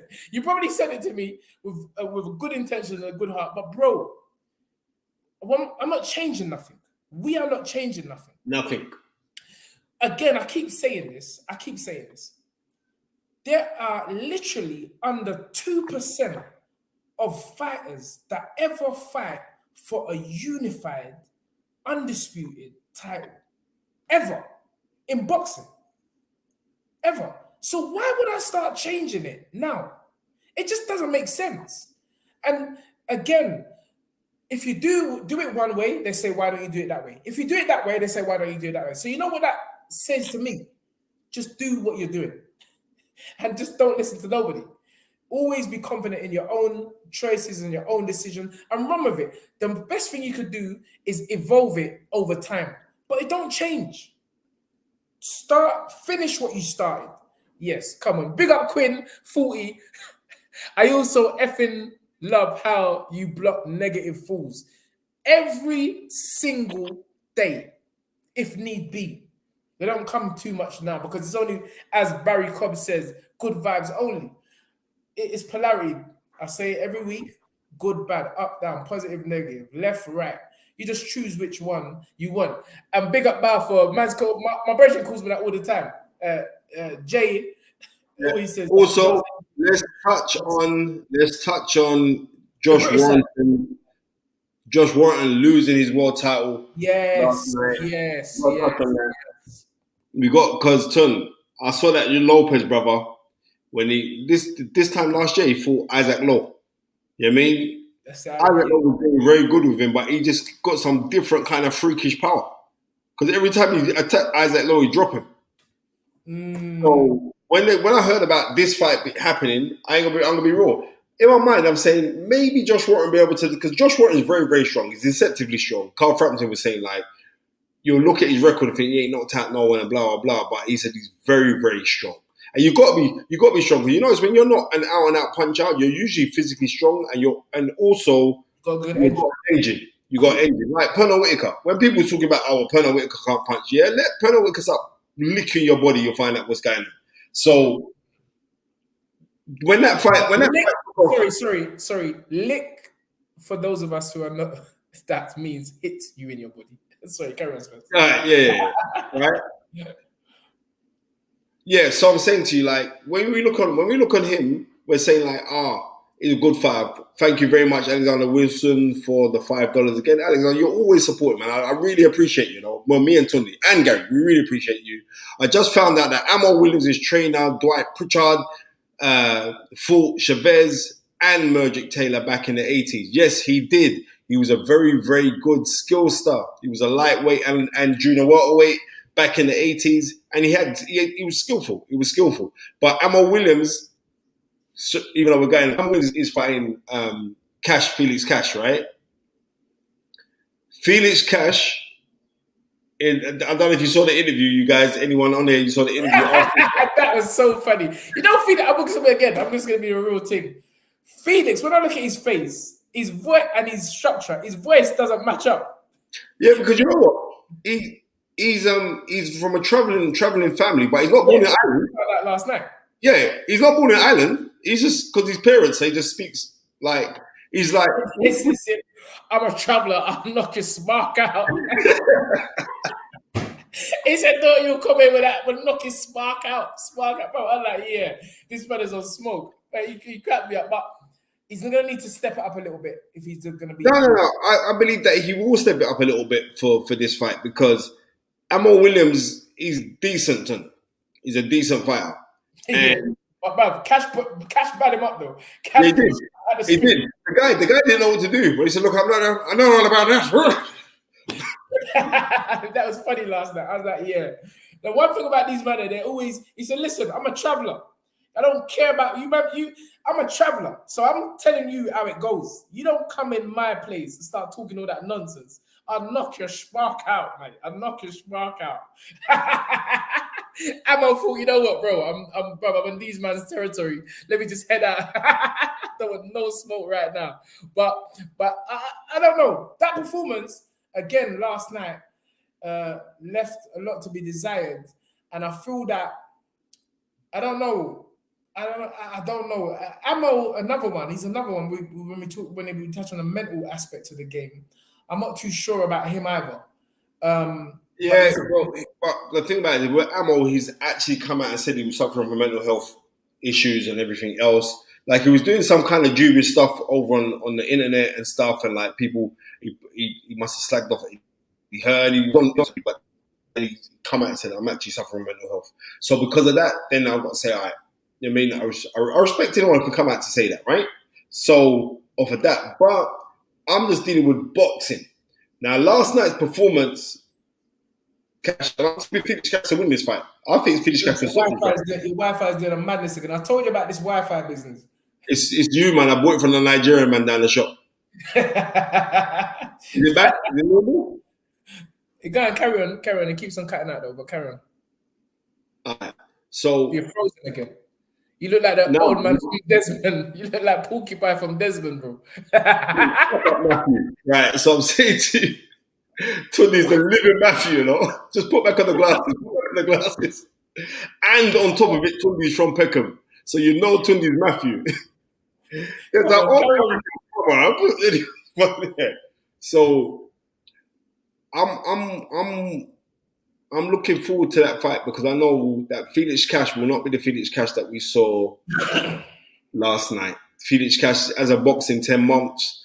And also his fight before, that was on John Ryder, when John Ryder beat, what's my man? Danny Jacobs. That's the last time that he boxed. And that was a hard fight that he had in that fight. Can I just stop you there? Why do we use this as an excuse? He ain't boxed for 10 months again. These are professional. Hold on. When was the last time Terence Crawford boxed, Spence? A year ago. I'll tell you. November 2021. Yeah. 13 months ago. So, and he was sharper than a razor. You know why? Because in his time when he's inactive, meaning not fighting, he's training. Of course you're not going to be sharp. If the time that you're off, you're drinking, and you're smoking, and you're bunning, and you're out with the mates, you're not going to be sharp. I'm just saying it's been 10 months. Obviously, we must know like he's not. No excuses. That's all the excuses. No, I'm not making that excuses. I'm saying obviously for him it's about levels, and with levels you're at the level that you are for whatever reasons. It's levels, but I do believe that he will be a lot better going in for this fight here, and I think that is a very, very good fight. And it's a juicy fight. So, you know what I mean? I'm looking forward to that fight. Not gonna lie. I remember Ammo was in Peacock Gym, and I remember asking Denzel, "What's my boy like?" And he said, at that time, Denzel said to me that he's the best guy he's sparred with. Okay. Yeah, so, you know, listen, he's got talent. Felix Cash showed against Denzel that he's got levels. So, we'll see. We'll see. It's a great matchup. I don't like the way the question, and maybe I'm reading a bit too much of it, but that's my little psychological hat coming into. Felix was talking about maybe the European title fight or the Ammo fight. So I'm like, bro, why are you talking about European title fight and this man's standing right in front of you, chatting about this is the next fight? So I don't know how much ambition Felix has got to fight this guy, but that's the fight we want to see next. Of course you want to see this. No one don't care about no European title. Business. Yeah, we don't care about no European. We want to see that fight there. That's exciting. I don't even know who holds the European middleweight crown. I don't even know. Right? That's not the fight that will, like, we the fans, we man who have to pay for the zone. That's the fight I want to go see. I want to see him, because especially after that little fight hype there when he bad up my man, I don't even know what to do. But he didn't know what to do. So that's the fight that I want to see. But back to Josh Warrington, it was a split decision, and I thought for Realton that maybe they was gonna job my man. And I said fair play to Tony Bellew, because Tony Bellew scored it in favor for Lopez last night.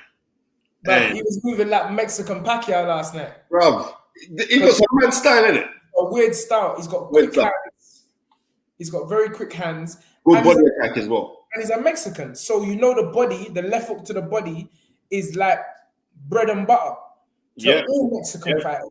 It's what they pride themselves of. So I think it was in the 5th or 6th round, Josh actually told his dad in the corner that he's hurt to the body a little bit. You understand? So the body punching was really accumulating as the rounds went on.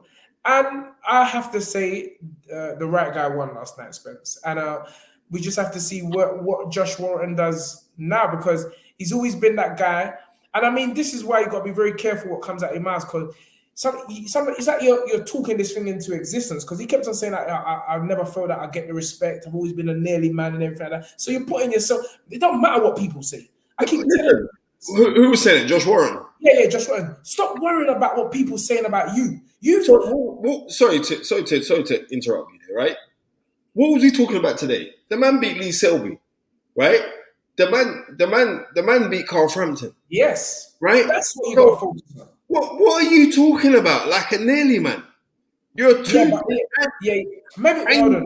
Wait, Spencer. I don't want to put words in his mouth. All right, sorry. Nearly man is not the word he used, but what he was saying is that he feels like he ain't been respected for the achievements. But I'm saying that you just need to... I spent the girl respect you, Josh Warrington. Yeah, absolutely.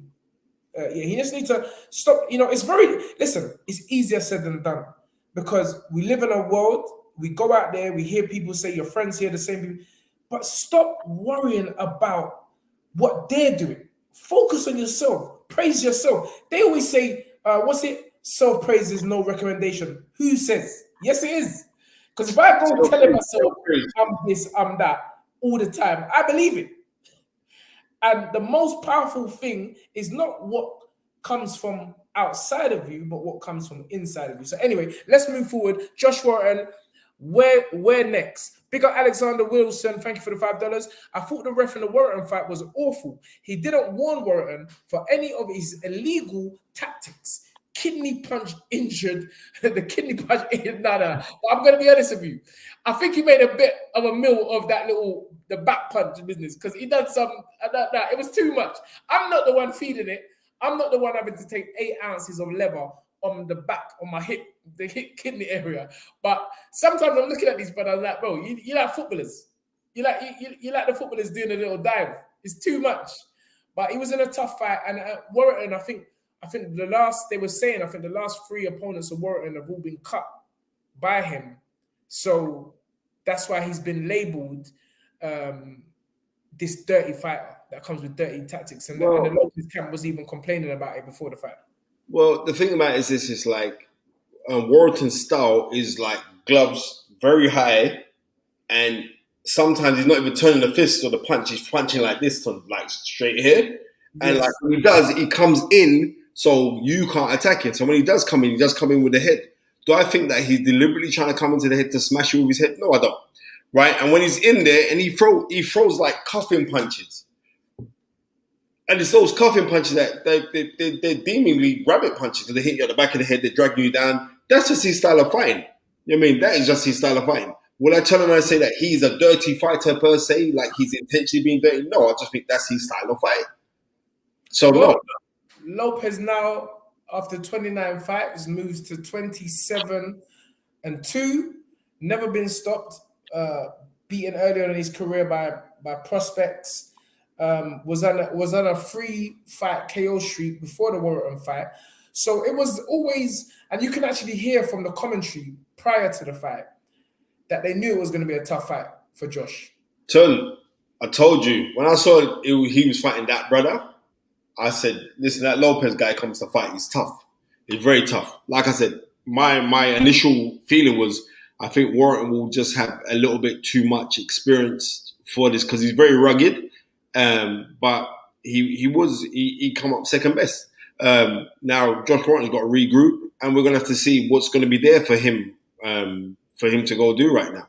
Now, one fight we missed, which I see because of this comment, because you're always talking about this brother, and I watched him last night, Spence. I'm not convinced. Gerard Anderson, I didn't see his fight. Yeah, Gerard Anderson get hit. I didn't see the fight. Wave says Gerard Henderson gets hit way too much once he gets out of Top Rank's protection program. He gets exposed. We will go back to that, but first of all, money talk. Monty Singh, big up Monty. Evening, brothers. You want to say it, Spence? Evening, brothers. Hope you're good. Congrats to Tunde and Yard for the Beterbiev fight. Best of luck. My humble opinion is watching how Bivol beat Canelo, and I think that Yard can do it with Tunde in his corner. Good luck. Thank you for the good luck, which is now Tunde can take that away, mate. Thank you, Monty. Yeah, listen, it's funny. I said a lot of people have been phoning and messaging me and giving me advice and everything. I humbly take all the what everyone's got to say. That's all I can say. I thank you for all your well wishes, and I don't think luck's got anything to do with it. That's what I will say. There's no such thing as luck. There ain't no such thing as luck. You make your own. You make your own. That luck thing is a false dream. No one is praying to heaven and manna is dropping from heaven. It's prayer and hard work. And graft. Trust me on that. Prayer and hard work. So I never believe in luck. But all the same, listen, brother, thank you for the well wishes. Anyway, let's move back to what we were talking about. Gerard Anderson, he was calling out, wasn't he? He was calling out Dylan White, saying he wanted to fight Dylan White. Listen, that's what young cats are supposed to do to the vets. That's how this thing goes. And I get all that. What I'm trying to say is, fight Daniel Dubois. If you think you're about it, fight Daniel Dubois. And that'd be an easy fight to make because you're with Top Rank and Dubois with Frank Warren. That would be a very, you know what? You've got me up, Tunde. This little part here, what's that? We're in 27. I'm going to go to that. I'm going to snip that up and I'm saying, yeah, we've just made a fight for you lot. You know what I mean? Say the fight. If you think you're about it, because you Americans, you always think you're about it with us Brits. I'm saying, I see the talk, I see the swag, I see the fur coming into the ring. I see the dark glasses. I see the little jailbird antics when you come. But bro, it's all right fighting these little. I don't want to disrespect anyone's trade, but let's have a real fight. Then I'll see because I believe fight Fabio Wardley. If you think you're about it, Gerard Anderson, fight Fabio Wardley. You know Gerard Anderson's managed by Jay Prince, right? Yeah, for sure. Yeah. So you know what I mean? And I'm sure there's Jay Prince is a serious man. He ain't taking them fights. Sorry, 1 second. This kid's young. 1 second, Tim. Hello, Mr. Jay Prince. What you up to? I'm really good. We saw your guy fight last night, Gerard Anderson. There's a couple good fights in the UK for him right now, sir. What you got? Well, we're talking about maybe we could see your fighter in with Daniel Dubois, he is the WBA regular champion who recently fought the other day, or even maybe we've got the British and English champion Fabio Wardley. So there's two big fights there. We would love to see him in the UK. Yeah. What's the first name? The first name, Daniel Dubois. I know that name. Dubois. He fought. When did he fight? On the Tyson Fury undercard. He got dropped. He got back up. Yeah. Yeah. Okay. Yeah. We'll love to fight him. Okay. All right then, sir. That was it. I just wanted to touch with the great Jay Prince. Keep on doing your fantastic. Tunde's saying big up as well. We saw him last night. What can you do to bring that fight to fruition? Okay, it looks like you want that fight. What did he say? What can you do to bring it to fruition? What can we do to bring it to fruition? Well, we're speaking to the great Jay Prince on The Fight Is right now. And Tunde, who manages Anthony Yard, he could talk to Frank Warren, and you never know what could happen. Well, because that would be for the WBA regular title. So we're getting it live and exclusive on The Fight Is Right. Yeah, that's Frank Warren guy. Huh? Yeah. So where you rank at? What is the ranking position? Daniel Dubois is the WBA regular champion. So Daniel Dubois, he's world champion, but for the regular crown, not the crown that Tyson Fury holds. But he's a big name fighter. He just boxed recently. He's young. He got floored. He got back up, and then came back to win. I think it was in the third round. Yeah, in the third round, he got up and won. He got knocked down in the first round. Right. So yeah. So Tyson Fury is the WBA super champ, and Daniel Dubois is the WBA regular champion. So it could be interesting. Yeah, I'm familiar with him. We'll love to see him. All right. I'm going to get Tunde to sort this out. Tunde has got more links than Boots the Chemist. So let's see what's going to happen, sir. A pleasure talking to Jay Prince. Big up Jay for me. Big up Jay Prince. Enough love, brother. All right, Jay Prince. Take care. God bless. All right, bro. That's what I like about Jay, Jay's just cool. He's like, yeah, man, we'll never do that fight, man. You see what I'm saying? You see, this is why you need friends, yeah? The reason why you need friends, because friends will tell you how it is. And when I told Spence that he's slipping, he just came back with fire. That's how I am. If you tell me I'm slipping, tell me my belly looks big or something like that. I'm like, I couldn't say nothing. Bro, 2 weeks fasted, no food. You get me?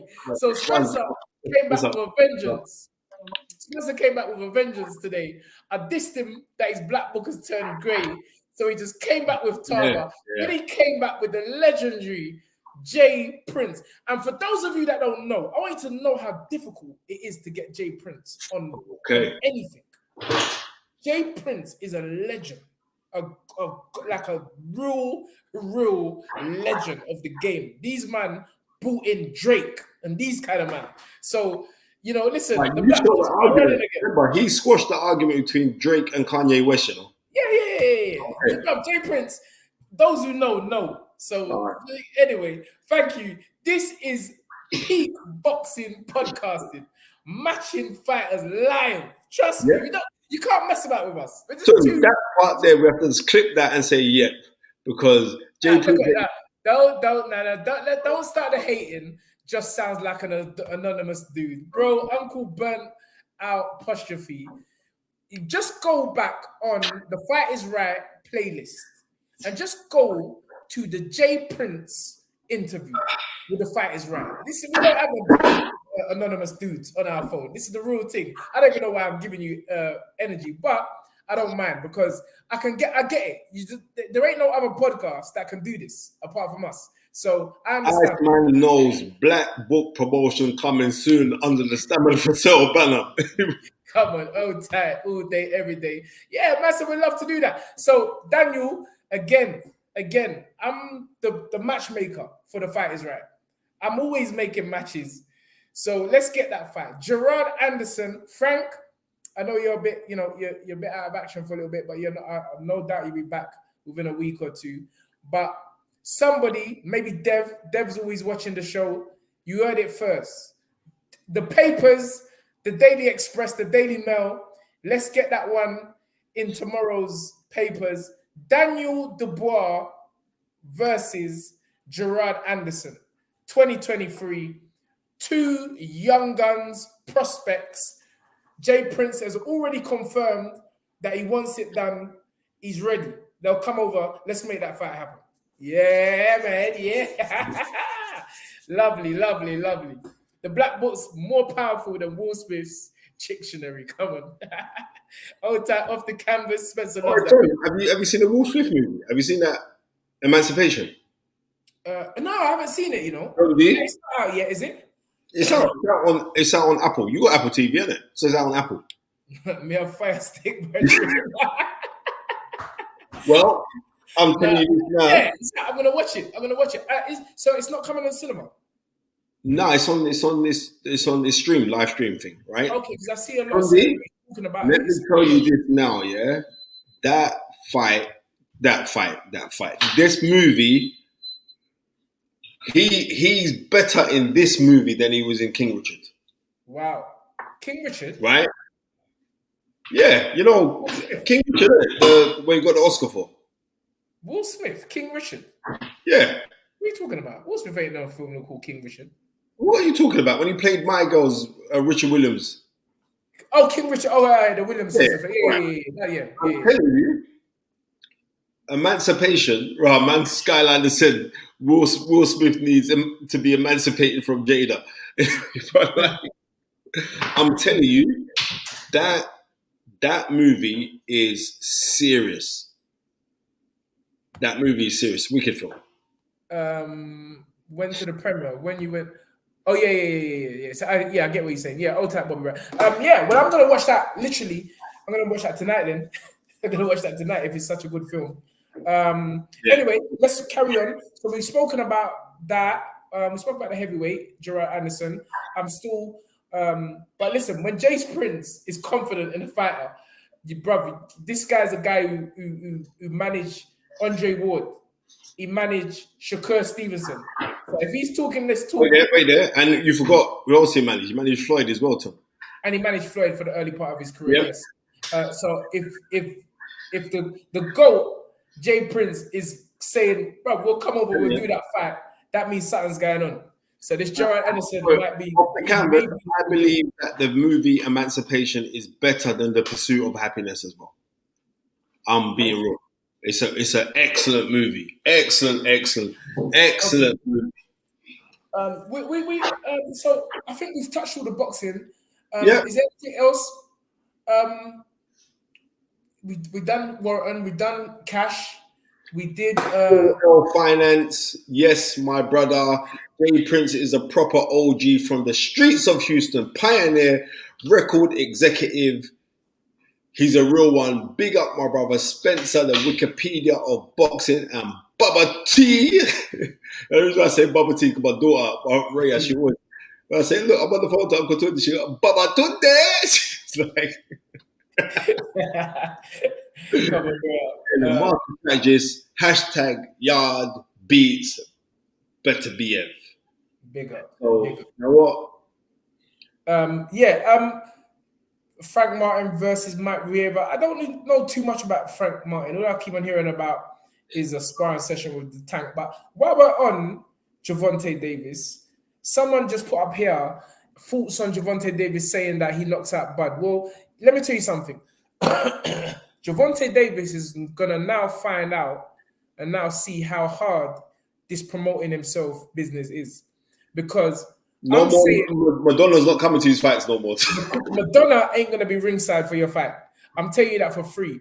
And sometimes you don't realize what you have until you lose it.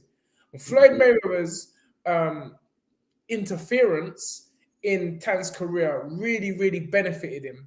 And I don't know what it is. I know sometimes people just want to feel that they don't need to be aided or helped anymore, and they want to do it themselves. Is it going to be for the better? I don't know. But what I do know is Floyd Mayweather done a lot of great things in promoting Tank. And even those kind of like those 24/7 series with Floyd by his side, they were like getting crazy numbers. Trust me. Crazy numbers. So it'd be interesting for me to see now how Tank does this on his own. Because already, I'll be honest with you. Hey! Spence is a serious brother. You best believe I'm a serious brother. I'm bringing that £100 today because Tunde tried to tell me my black book's going grey. I said, the only thing that's going grey is my beard on the side of my head. That's the only thing that's going grey. Ben. Impertinent, blinking Nigerian. I had to shape him up. Everything started to go down. Man, he started to come on the show like Super Mario Brothers. The black book turned grey. I just had to shape him up, but he came back firing. And just like yourself, thank you very much for the £100 donation. And I just want people to understand, when someone's donating £100, you can imagine how much money they got. Because £100 is not a joke. And we appreciate Ben Oldham. Ben Oldham is actually a national hero on The Fight Is Right. Because everybody talks about him. Everybody talks about Ben Oldham on the Fight Is Right. You know what? Even Kano, when Kano messaged me, Kano said, that brother Ben Oldham, salute. Kano's right now, big up Kano. Guess what? Kano ain't putting in £100. Putting £100? Tight yardy. Kano. Ben Oldham, Kano's in, I think he's in Saudi right now. Big for the World Cup. That's my man right there. Yeah, man. Big him up. And also, who else? Lethal B was out there, but Lethal B's run from there, and he's also, I think Lethal B's out in Ghana right now, building up some big complex. You want to see the big gold apartments that he's building. So big up man like Lethal B, because that man support the show as well. So big up yourself. Yeah, so thank you, Ben Oldham. Again, great previews we have to mention, which is Dan Aziz fighting Rocky Felden. This is a good fight, which I don't know how this one's going to go under the radar, because this is a fight where Dan actually moves to the next level. Mm-hmm. And what's your thoughts on this fight, Spence? You know what? To be real, I've noticed with Dan, when he's up against guys tall who can box, he does struggle with them. He does. Shakan Pitters even though Shakan Pitters is ridiculous tall. I don't know how tall that boy. That boy is like. I don't know how that boy makes that weight. Neither do I, right? He struggles, but I think on this fight here, and Rocky Fielding's been around the block. Rocky Fielding's been in with the better class of opponent, but also he's been with a better class of opponent. He's come second best to the better class of opponent as well. Yes. Right? And that's the next thing. You say, oh, well, I've been in with better fighters. Yeah, but you ain't beat them. Yes. Right? So that's one thing. I remember like when there was the big derby for the Liverpudlians, when Rocky Fielding, who was then being trained by the late, great Oliver Harrison, my dear friend, may God have mercy on his soul. You know what I mean? And when he fought Smith, and him and Smith, Kim and Callum Smith broke him up vicious, right? Yeah. And with Fielding, it's like he's a kind of person that hasn't got he's not outwardly going confident person, right? Which he admits he's not that guy, right? So what Dan would have to do, Dan would have to press him straight away. As the fight goes on, he'd have to press him to make him listen, bruv. Yeah, you know what time of day is. But anyhow, Dan lets Fielding get into his position of trying. Remember, Fielding and his trainer, Jamie Moore, they got a very good relationship. And one thing I do know about Jamie Moore, he is a tactician. Enough men are in boxing and they're trainers, 1-2 left hook. No, my man plans out stuff. Bless you. What's all this sneezing, coughing, and what's all this business going on with you? Right, so he plans out stuff. So as he's planning out stuff, he's got to be very wary of Fielding's double jab and his double jab right hand, because Fielding will do that, just keep it at range, and he'll know, like, if this is working, I don't need to try and look for no stoppage. The problem that people have, like when what's Tyson Fury's cousin or his relation? That Yuri Fury? Nah, the light heavyweight. Ooh, Dan Aziz B. Oh, Dan Aziz, Hosea Burton. Hosea Burton, right? In the Hosea Burton fight, Hosea Burton was getting Remedial. Wait there, stop there. Let me just rebuke this comment from now. Bruv, there's no flu season with me. That's what I'm trying to say. I'm not in you man's thing. I don't try to bring me in this. You don't see that from me. It's like when I was doing PT. They always used to say, oh, this is the season that PT goes down. Guess what? In that season when they say it goes down, I charge man £100 an hour. I charge it. Don't put you look on the fight is right. You need to understand we're trying to strengthen your brain. Stop coming with this little weak thing about flu season. No, brother, that's you. Because people in the Bahamas, there's no flu season right now. So I'm moving on that. I'm moving on that system. Anyway, carry on, Spence. Sorry. So I'm saying if you allow, like in the Jose Alberto fight, Jose Alberto was getting some remedial success and he thought, right, he could stand there with Dan. Then Dan starts to pick him and go lick him with the overhand right to come back with his left hook. In this fight here, Rocky Fielding will be happy just to be able to box and steal rounds. So Dan has to be on this. And also, Brian O'Shaughnessy is not in his corner because Brian O'Shaughnessy is like taking a little break right now because like his brother passed away. Condolences to the O'Shaughnessy family. His brother passed away. So he's just taking a little break from boxing. Yeah, Brian's brother passed away. Okay, condolences. Right, so he's taking a little break. But Buddy McGurk's over training Dan Aziz now. Right?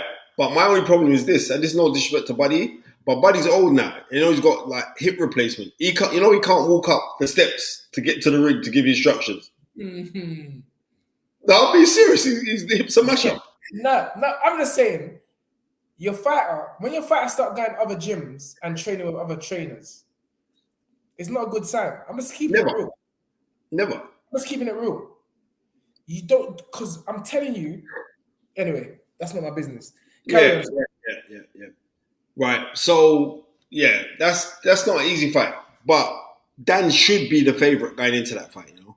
But what I'm trying to say is like he's gonna have to put in a better performance than he did against Shakan Pitters. And that's that. Because that Shakan Pitters fight, and I got stopped by a couple of guys from Shakan Pitters' corner. And we were talking about the fight, and they said, listen, the Sky commentary had it all wrong. I listened to the fight along what you and Tunde did, and you guys called the fight properly. Because remember, that as far as we were concerned, that fight was close to him. Yes. The Sky guys, Adam Smith, them guys, they didn't see it close like that. But we saw it as a close fight. Yes. So, and it was good, and it's very rewarding because that's when I did the Sugar Ray Leonard, when I hosted Sugar Ray Leonard up in Birmingham at the NEC. It's very rewarding to me when guys are saying, yeah, how you and Tunde called the fight, that was proper because you guys were actually calling it as guys who were involved in the game. And that means a lot to me. So, yeah. Spencer, Akoli has had a mandatory announced. And if it goes to purse bids, which it probably will, what's the situation there? Or will he just vacate? I don't see that. But what's your thoughts on this, Spencer? Yeah, RZ, he's not going to vacate. What's going on in the kitchen, man? Who? There's all noise in the background and all that. That's my son, man. He's washing up his things, man. He knows the drill. When he comes, he has to wash. He has his hot chocolate at night or whatever he has his milk. Yeah, live on the show. What do you want to do? Do you want me to tell the boy not to wash his thing? He has to wash his thing. That's discipline. Live on the thing, man. Bro, right. There, moving. Remember Larry Olabimo when he lost up in... I forgot what building. I said, what happened, man? He said, you know, my mum was making me move the settee last night. She was making me move the furniture. I was like, anyway, sorry, I've totally gone off track. Right. Anyway, no, I'm just saying, so like, yeah, Paul Coonan he was the one meaning was talking. He was saying like, yeah, about how the fight was called. I'm just saying, like, I believe that Dan Aziz, he's much like a 80s fighter. You know I love that. That is, bro. When you fight Dan, you better be strong, bro. Dad's coming to rock. Dad's coming to rock. He's no joking. He just coming to rock you up. All tight dirty girl in the building. You know the set. Dream it, believe it, become it. People still cracking up at my thing. Anyway, what do you make of Javante leaking his convo with Eddie Hearn about 10 million after 10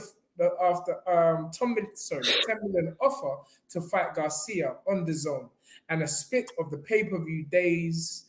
Yago, is that a low offer or should he hold off for more? Well, obviously he's held off for more because he's become his own promoter. So he's seeing more figures now, realizing there's a lot more on the table which he's been offered. Spence?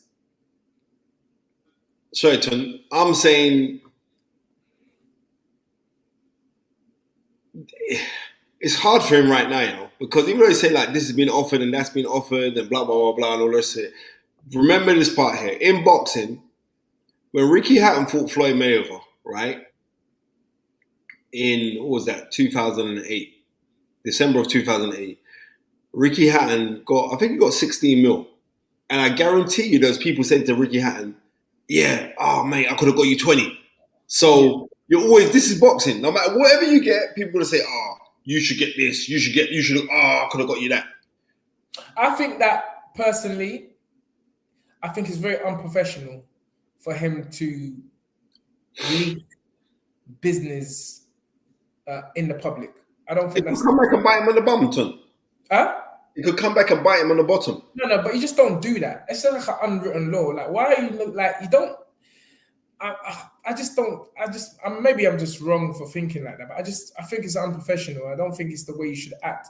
As much as Floyd Mayweather spoke about money, you never was privy to what was actually written down in contracts. So I don't like that. Not what's written down in contract, but I'll tell you this now, Ton. I remember when Floyd Mayweather got $68 million to fight Cotto and he posted the check, and I said, he's a bad man. Yeah, when he got the money. When he got it. Yeah, that's the difference. It's not good. It's not professional. But anyway, everyone to his own, and if that's what he wants to do, another way of getting his name out there. I just, sometimes these tactics, I mean, I'm not in a position, so again, I'm just giving my opinion. I don't really know, but I feel, because listen, Eddie Hearn's got more than 10 million to offer. You get what I'm saying? So it's not really, if anything, you're boosting Eddie's profile. Because I love the way Eddie Hearn's moving. I see him on Big Nasty Show. Yeah, Eddie Hearn's moving tidy. And that's what he's keeping relevant. He's keeping relevant. You can see. Very relevant. You see that? I mean, see him on Big Nasty Show. What are you talking about? That man phoned me for his number. Say again? That man phoned me for his number. Okay. Big Nasty's crew, them. They phoned, yeah. That was really good. Yeah, Eddie. Right, they was going to get a couple of football players. They were meant to get Thomas Partey and them, man, but Thomas Partey was going to fly out for the World Cup for Ghana. So they was like, right. So they went with Eddie Hearn, but they were saying that they like Eddie. Eddie was quite good. But I wanted him to use... Very good in that show. Very good. I wanted them to use Tony Bellew because he's in the next Creed movie that comes out in March, but they're going to try and have Tony Bellew on their show just before the Creed movie. So, yeah. Okay, well, big up Eddie Hearn, big up Big Nasty, big up Mo Gilligan, who had another show there last week. No, Anthony attended with his sister. Tony, there was a roadblock down there. I heard that Richard Blackwood was on point though. Richard Blackwood is Richard Blackwood's funny, man. That's the bottom. Come on, Richard Blackwood, funny. Big up Richard. All right, Spence. We go to 10. We've got 7 minutes left. So still a few things we can speak Boxing about. 84, you know the coup. No, the black book doesn't fail because that little black-faced boy Tunde tried to tell me about my black book is great. You don't know, It got you mad. But again, you need your friends to tell you the truth when things is going bad. But yeah, thoughts on, again, Spence. Errol Spence had another car crash. Tunde, what is this you with the car crash thing? Bro. You know what? If I was Errol Spence, I wouldn't take car. I'd buy a horse and start riding horse. Yeah, and he's got horses, you know, because he lives on a ranch and thing. He's got horses. I'd start riding horse. I would Little House on the Prairie. I'll start riding horse and start. That's what I'll do. And the car was total write-off. He's lucky he walked from that car. You understand? Because look, why is it him? Why is it him? There's a 14-year-old young boy joyriding that just clap up his car. Like, I don't get it. Like, why is it him? Why could it could have been anyone else in the world, but it had to be Errol Spence. Sorry, to mention Dan Miller, who works for Boxer, who also does agency work for Chantel Cameron. That's his top client, who is the undisputed 140 champion. He said, Spence, can we get Chantel Cameron on next week? And I said, listen, that'd be a pleasure. I like Chantel. She blessed our show before. She went out, she done the business becoming undisputed champion. It'd be a pleasure to have her on. I'm sure Tunde would. You know what, Spence? Again, you just don't learn. Okay. You don't learn. No, just send me the thingy, so I'm just sending. You don't need to say it, man. You don't learn, bro. You don't know the powers. Listen, Tunde, listen to me, Tunde. He's just asked me. You remember? Yeah, I told you. Don't talk the thing before it happens. I would love to. Just say about Gay laughing. I told you. You don't understand, bro. You don't understand who we are. Don't talk the thing before it happens. There's a whole 7 days between now and next week. Why are you saying it now? Brother, I'm just telling you again. Man just asked me a question, so I'm shouting him out so you can hear the thing. You don't need to shout him out. You don't need to shout him out, Spence. You ain't learned. Last time you said the same thing about Tommy Earns. Tommy Earns ended up watching the England game and never coming out. Bro, I don't know what's the matter with this, brother. Just shut up. Keep your mouth shut and you keep your mouth shut for about keep your mouth shut. You must be talking to each other about you keep your mouth shut. About keep your mouth shut. Don't get too right. Wrap it around your neck properly. About keep your mouth shut. You keep your mouth shut. Bubba Tunde. Keep your mouth shut. Shut up, Tunde. You're winding up now. Keep your mouth shut. You don't understand. It's bad. There's energies out there, bad, nasty energies that don't want things to happen. So don't talk before it happens. That's the key. Because I'm telling you, watch next week come now. You don't see no Shannon Cameron or whatever it is, Chantel. All right, watch. All right, watch. I ain't putting no my mouth on it because I wouldn't have said that. I would have just, on the day, we do what we've always done. We bust the poster. Our fans are loyal fans. You now having people now sitting down plotting that's ain't gonna come on the thing next week. Oh my goodness gracious! Don't worry, Fight is Right, listeners. He'll get it. Yeah, I'm telling you, he'll get it right one day. Spencer, it's like anything. Once a habit is formed, it takes time. Repetition is the key. So that's why I always pull Spencer up about this on the show. Exactly. Anyway, thank you very much to you, Blessed. I will slap these little Maltese ahead for real. That little grape. But it is what it is. Yes. Me kute. I couldn't have said it better. You understand? This bad energy, man. Yeah, you know what? I hear all of that. But no bad energy can't come around your mouth next time because you can't help yourself. No bad energy can't come around me, bro. No, don't think that. Again, you're saying it, but I'm telling you, bro, energy is present everywhere. All the time, 24/7. So just mind your business. Don't talk before things happen. And listen, thank God it is what it is. But anyway, yeah, he's always talking. Like them man. Supposed to be like this in school. Spencer's been like this school. Spencer will phone you. T. Trust me, bro. I got this thing coming. We're gonna be millionaires. Trust me. Oh now. Now stop talking, man. It's gonna happen. But anyway, this is why I love this show. It's a real thing. I think we've more or less covered everything this evening. We've covered Crawford, Anavisian. We've covered Gerald Anderson. We've covered Keyshawn Davis. We've covered Josh Warrington. We've covered Felix Cash. We spoke about Javonte. Before we go, Anthony Joshua, rumors are he's working with Virgil Hunter. Okay. Interesting. Yeah. How does that bode for? Isn't JB with Hunter? Well, I mean eyeballs. But Buatsi is managed by Joshua. And again, not my business. Yeah, right. So that's the talk. Again, not my business. But listen, I'm sure, again, people have short memories. I'm sure Virgil Hunter said Andre Ward could beat Anthony Joshua.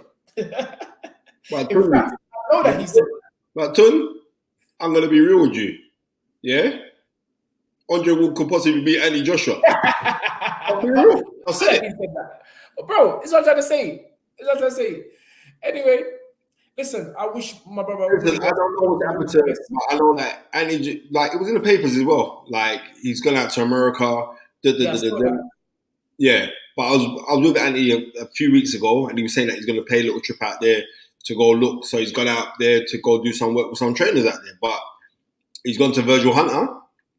I should have rang Virgil, but you know, Virgil don't know about WhatsApp. I'm not ringing him on no thingy. Virgil Hunter is a good, honest brother. Excellent trainer. A man that's always showed me a lot of love, and a great tacticianer. Honest goer, and I'm sure if that's the decision or the choice that AJ's made, it's the right choice for him. So well done. Let's hope that.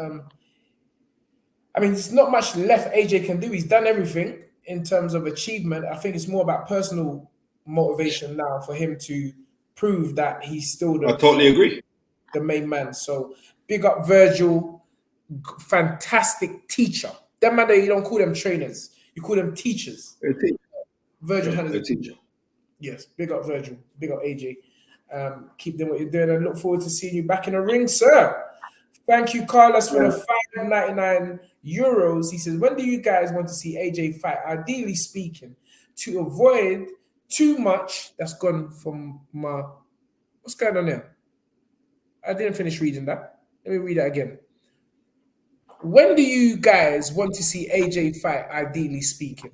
To avoid too much inactivity after the second Usyk fight, what do you expect in 2023 from Anthony Joshua? Spence? I would say this. For Anthony Joshua at this present moment, I'd like to see Anthony Joshua come back and fight that brother just for Dylan White. You know what I mean? That Franklin guy. Okay, yes, Franklin. That'd be a very good fight for him, considering how Franklin performed amiably. So, yeah, I'd like that fight, Franklin and AJ, to be on. And they're talking about April now, because he's meant to make a fight in March. And there was talk that it was going to be Dylan White in March. But I can't see that fight happening at that time because of, you know what I mean, there's a lot of loopholes and money and and all the rest of it. But the Franklin would be biting at the chops to try and get that fight. And he did come over and perform amiably. Many people thought they beat Dylan White. So Franklin and AJ, I think that'd be a good fight for AJ to come back. Or they'll talk about Otto Walling, but I think Anthony Joshua could have had. It's 2 times now he's been in with a southpaw. Maybe he's just kind of had enough of these southpaw things, and not only that, but I was there in camp when Otto Walling was sparring with Derek Chisora, and they were both giving good work. So maybe not that fight, but yeah. Oh, Dan Miller asks a question here. He says, Eubank versus Smith, who wins? Well, of course he didn't ask the question because he's promoting it. Big up Dan. What do you think? Big up Dan, man. Big up that, but we will talk about. We're gonna end the show on that. Eubanks versus Smith is a good fight. Something again, just like sorry for the. Are you doing a 2022 awards, i.e., KO of the year? That is a very good suggestion, and I'm sure Gary has just noted that. Thank you very much. Off the Canvas Boxing, done. So say it, so done. We're going to have an end of the year show, 1,000,000%. And I like that. Thank you for that contribution. Going back to Daniel Miller, last question of the evening is speaking about the Eubanks, the Smith show, which is on the Boxer. Big up Ben Shalom. Yeah. The one and only young gun to make a change and a difference, promoting all these new, young, fresh superstars, potential superstars, and giving us fights that we've wanted to see for ages, and finally making them. So big up Ben Shalom and the Boxer series, and my friend Dan Miller. Anyway, Eubank Smith, Spence, as I was saying, I've got this feeling akin to the one that I had with Josh Kelly against my boy the other week. What's his name? The little Mike Tyson looking brother. Come on, Spence, help me out here. Josh Kelly fought the other week against, is it Tyrone? Yeah, bruv, you had him on the show. He just stuttering up the place for. What do you mean about stuttering? I don't know what you're talking about. The one who Josh Kelly fought the other week. Josh Kelly? Josh Kelly won the British title against your former guest. Yeah. What about him? Trey Williamson. Yeah. I've got the same feeling that I had for Trey Williamson, for Eubanks, that I had for Josh Kelly and Trey Williamson. Because Eubanks just seems too confident. Bro, he just seems too confident. And he seems like he's just going to win easy. And this is the feeling I had with Josh Kelly, even though Trey was the favorite, well, might not have been a favorite, but obviously he was the British champion, and he had all the momentum going into the fight. So based on that, I'm going Eubanks. Just that's it. That's my only reason why.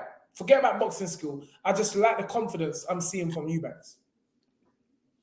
I think it's a tricky fight for both guys, but I think Smith could be a little bit past it. That's what I believe. I mean, he's been a fantastic ambassador for boxing. I mean, as a world champion down at junior middleweight, but this is his first proper fight at middleweight. Proper fight. He fought the other day against that little African man. That one, that one count. Oh yeah. So, yeah, that one. So I'm sitting and I'm saying like, okay, then, how would this one pan out? So when I'm watching this, I'm saying, okay, I would like to see, I'd like to see how this one pans. And if this one was, I got Eubank winning because of his work rate. Okay. You know what I mean? And not only that, but Eubank has got a very good chin as well, right? And Smith isn't noted as a massive puncher. So I think I'm going for Eubank in the fight. At first I was picking Smith, but now when I'm closer looking at the fight, that's what I'm going for. I'm going for Eubank on points. Eubank on points, okay. So you don't envision a stoppage or anything like that? Nah. Okay. Eubank on points. You know what? Because I just saw it again, and obviously he's contributed to the show while we've been on the show. Let me just finish by saying that if you're a friend to somebody, always be open and honest with them. Always talk your mind, tell the truth, whether you feel it's going to affect or hurt your friend or not. The reason why I'm saying this is because Bobby Wright, who's on here, who wasn't on here last week, he wasn't on there for a reason. Because obviously I was in fight mode, which I'm in fight mode now. But TARVER was coming in the country, and I'm like, bro, we're gonna break up this brother. So I was in fight mode anyway. Bobby Wright felt that he could message me at 7 o'clock in the morning. Now, anyone who knows me knows that's late for me because I don't sleep. I'm up at like 2 in the morning, 1 in the morning, 3 in the morning, 4 in the morning. You can't get me napping. But I was just angry because it's fight. You don't think when you see me, I'm a fighter. So Bobby texts me, if you hear the voice though, what I lashed on him, Spencer. I'm like, bro, don't be trying to message me, man. You understand? Don't. What makes you think you can message me at this time of the day? Bro, I just flipped at him, bro. And because I flipped at him, you never heard nothing from Bobby Wright last Sunday. He was disappeared. Nothing. I never got no response to the text. Nothing. Gary knows already. Gary, he's called that for me a few times. So anyway, while in my study the other day, it came to my head. And like a true friend will do, I messaged Bobby. Bobby's on here right now. He's my witness. And I said, bro, listen, I apologize. I apologize for the way I spoke to you. Your family, therefore, you have to take the good, the bad, the ups, the downs, the rough and the smooth. That's what family are there for. So I lashed out on you, and I'm calm now, and let me just apologize to you. And bro, you see Bobby in there tonight, delivering money, dashing out donations. And I think Bobby really, really appreciated that fact that I apologize. And we all got to be men and women enough to apologize to people. Yeah, bro, that's the peck narm coming at me. I'm like, bro, don't try to message me at this time anymore. It was like I was going nuts. But I apologize to my brother because, you know, it's all emotional. We're emotional beings. And when you're with people, when you're around people that you talk to every day and see them every day, you shouldn't be afraid to let yourself go on them. Because if they're real ones, you know, you apologize, they take it. That's it. So yeah, I just thought I just had to say that because Bobby's on here tonight, and you know, he's bro, I see it. He's on here, and that makes me feel good. And then what makes me feel even better is the fact that he accepted my apology. So big up. It's all love, Bobby, right? Back to business, back on the thing. Come on. Yeah. Bobby, right.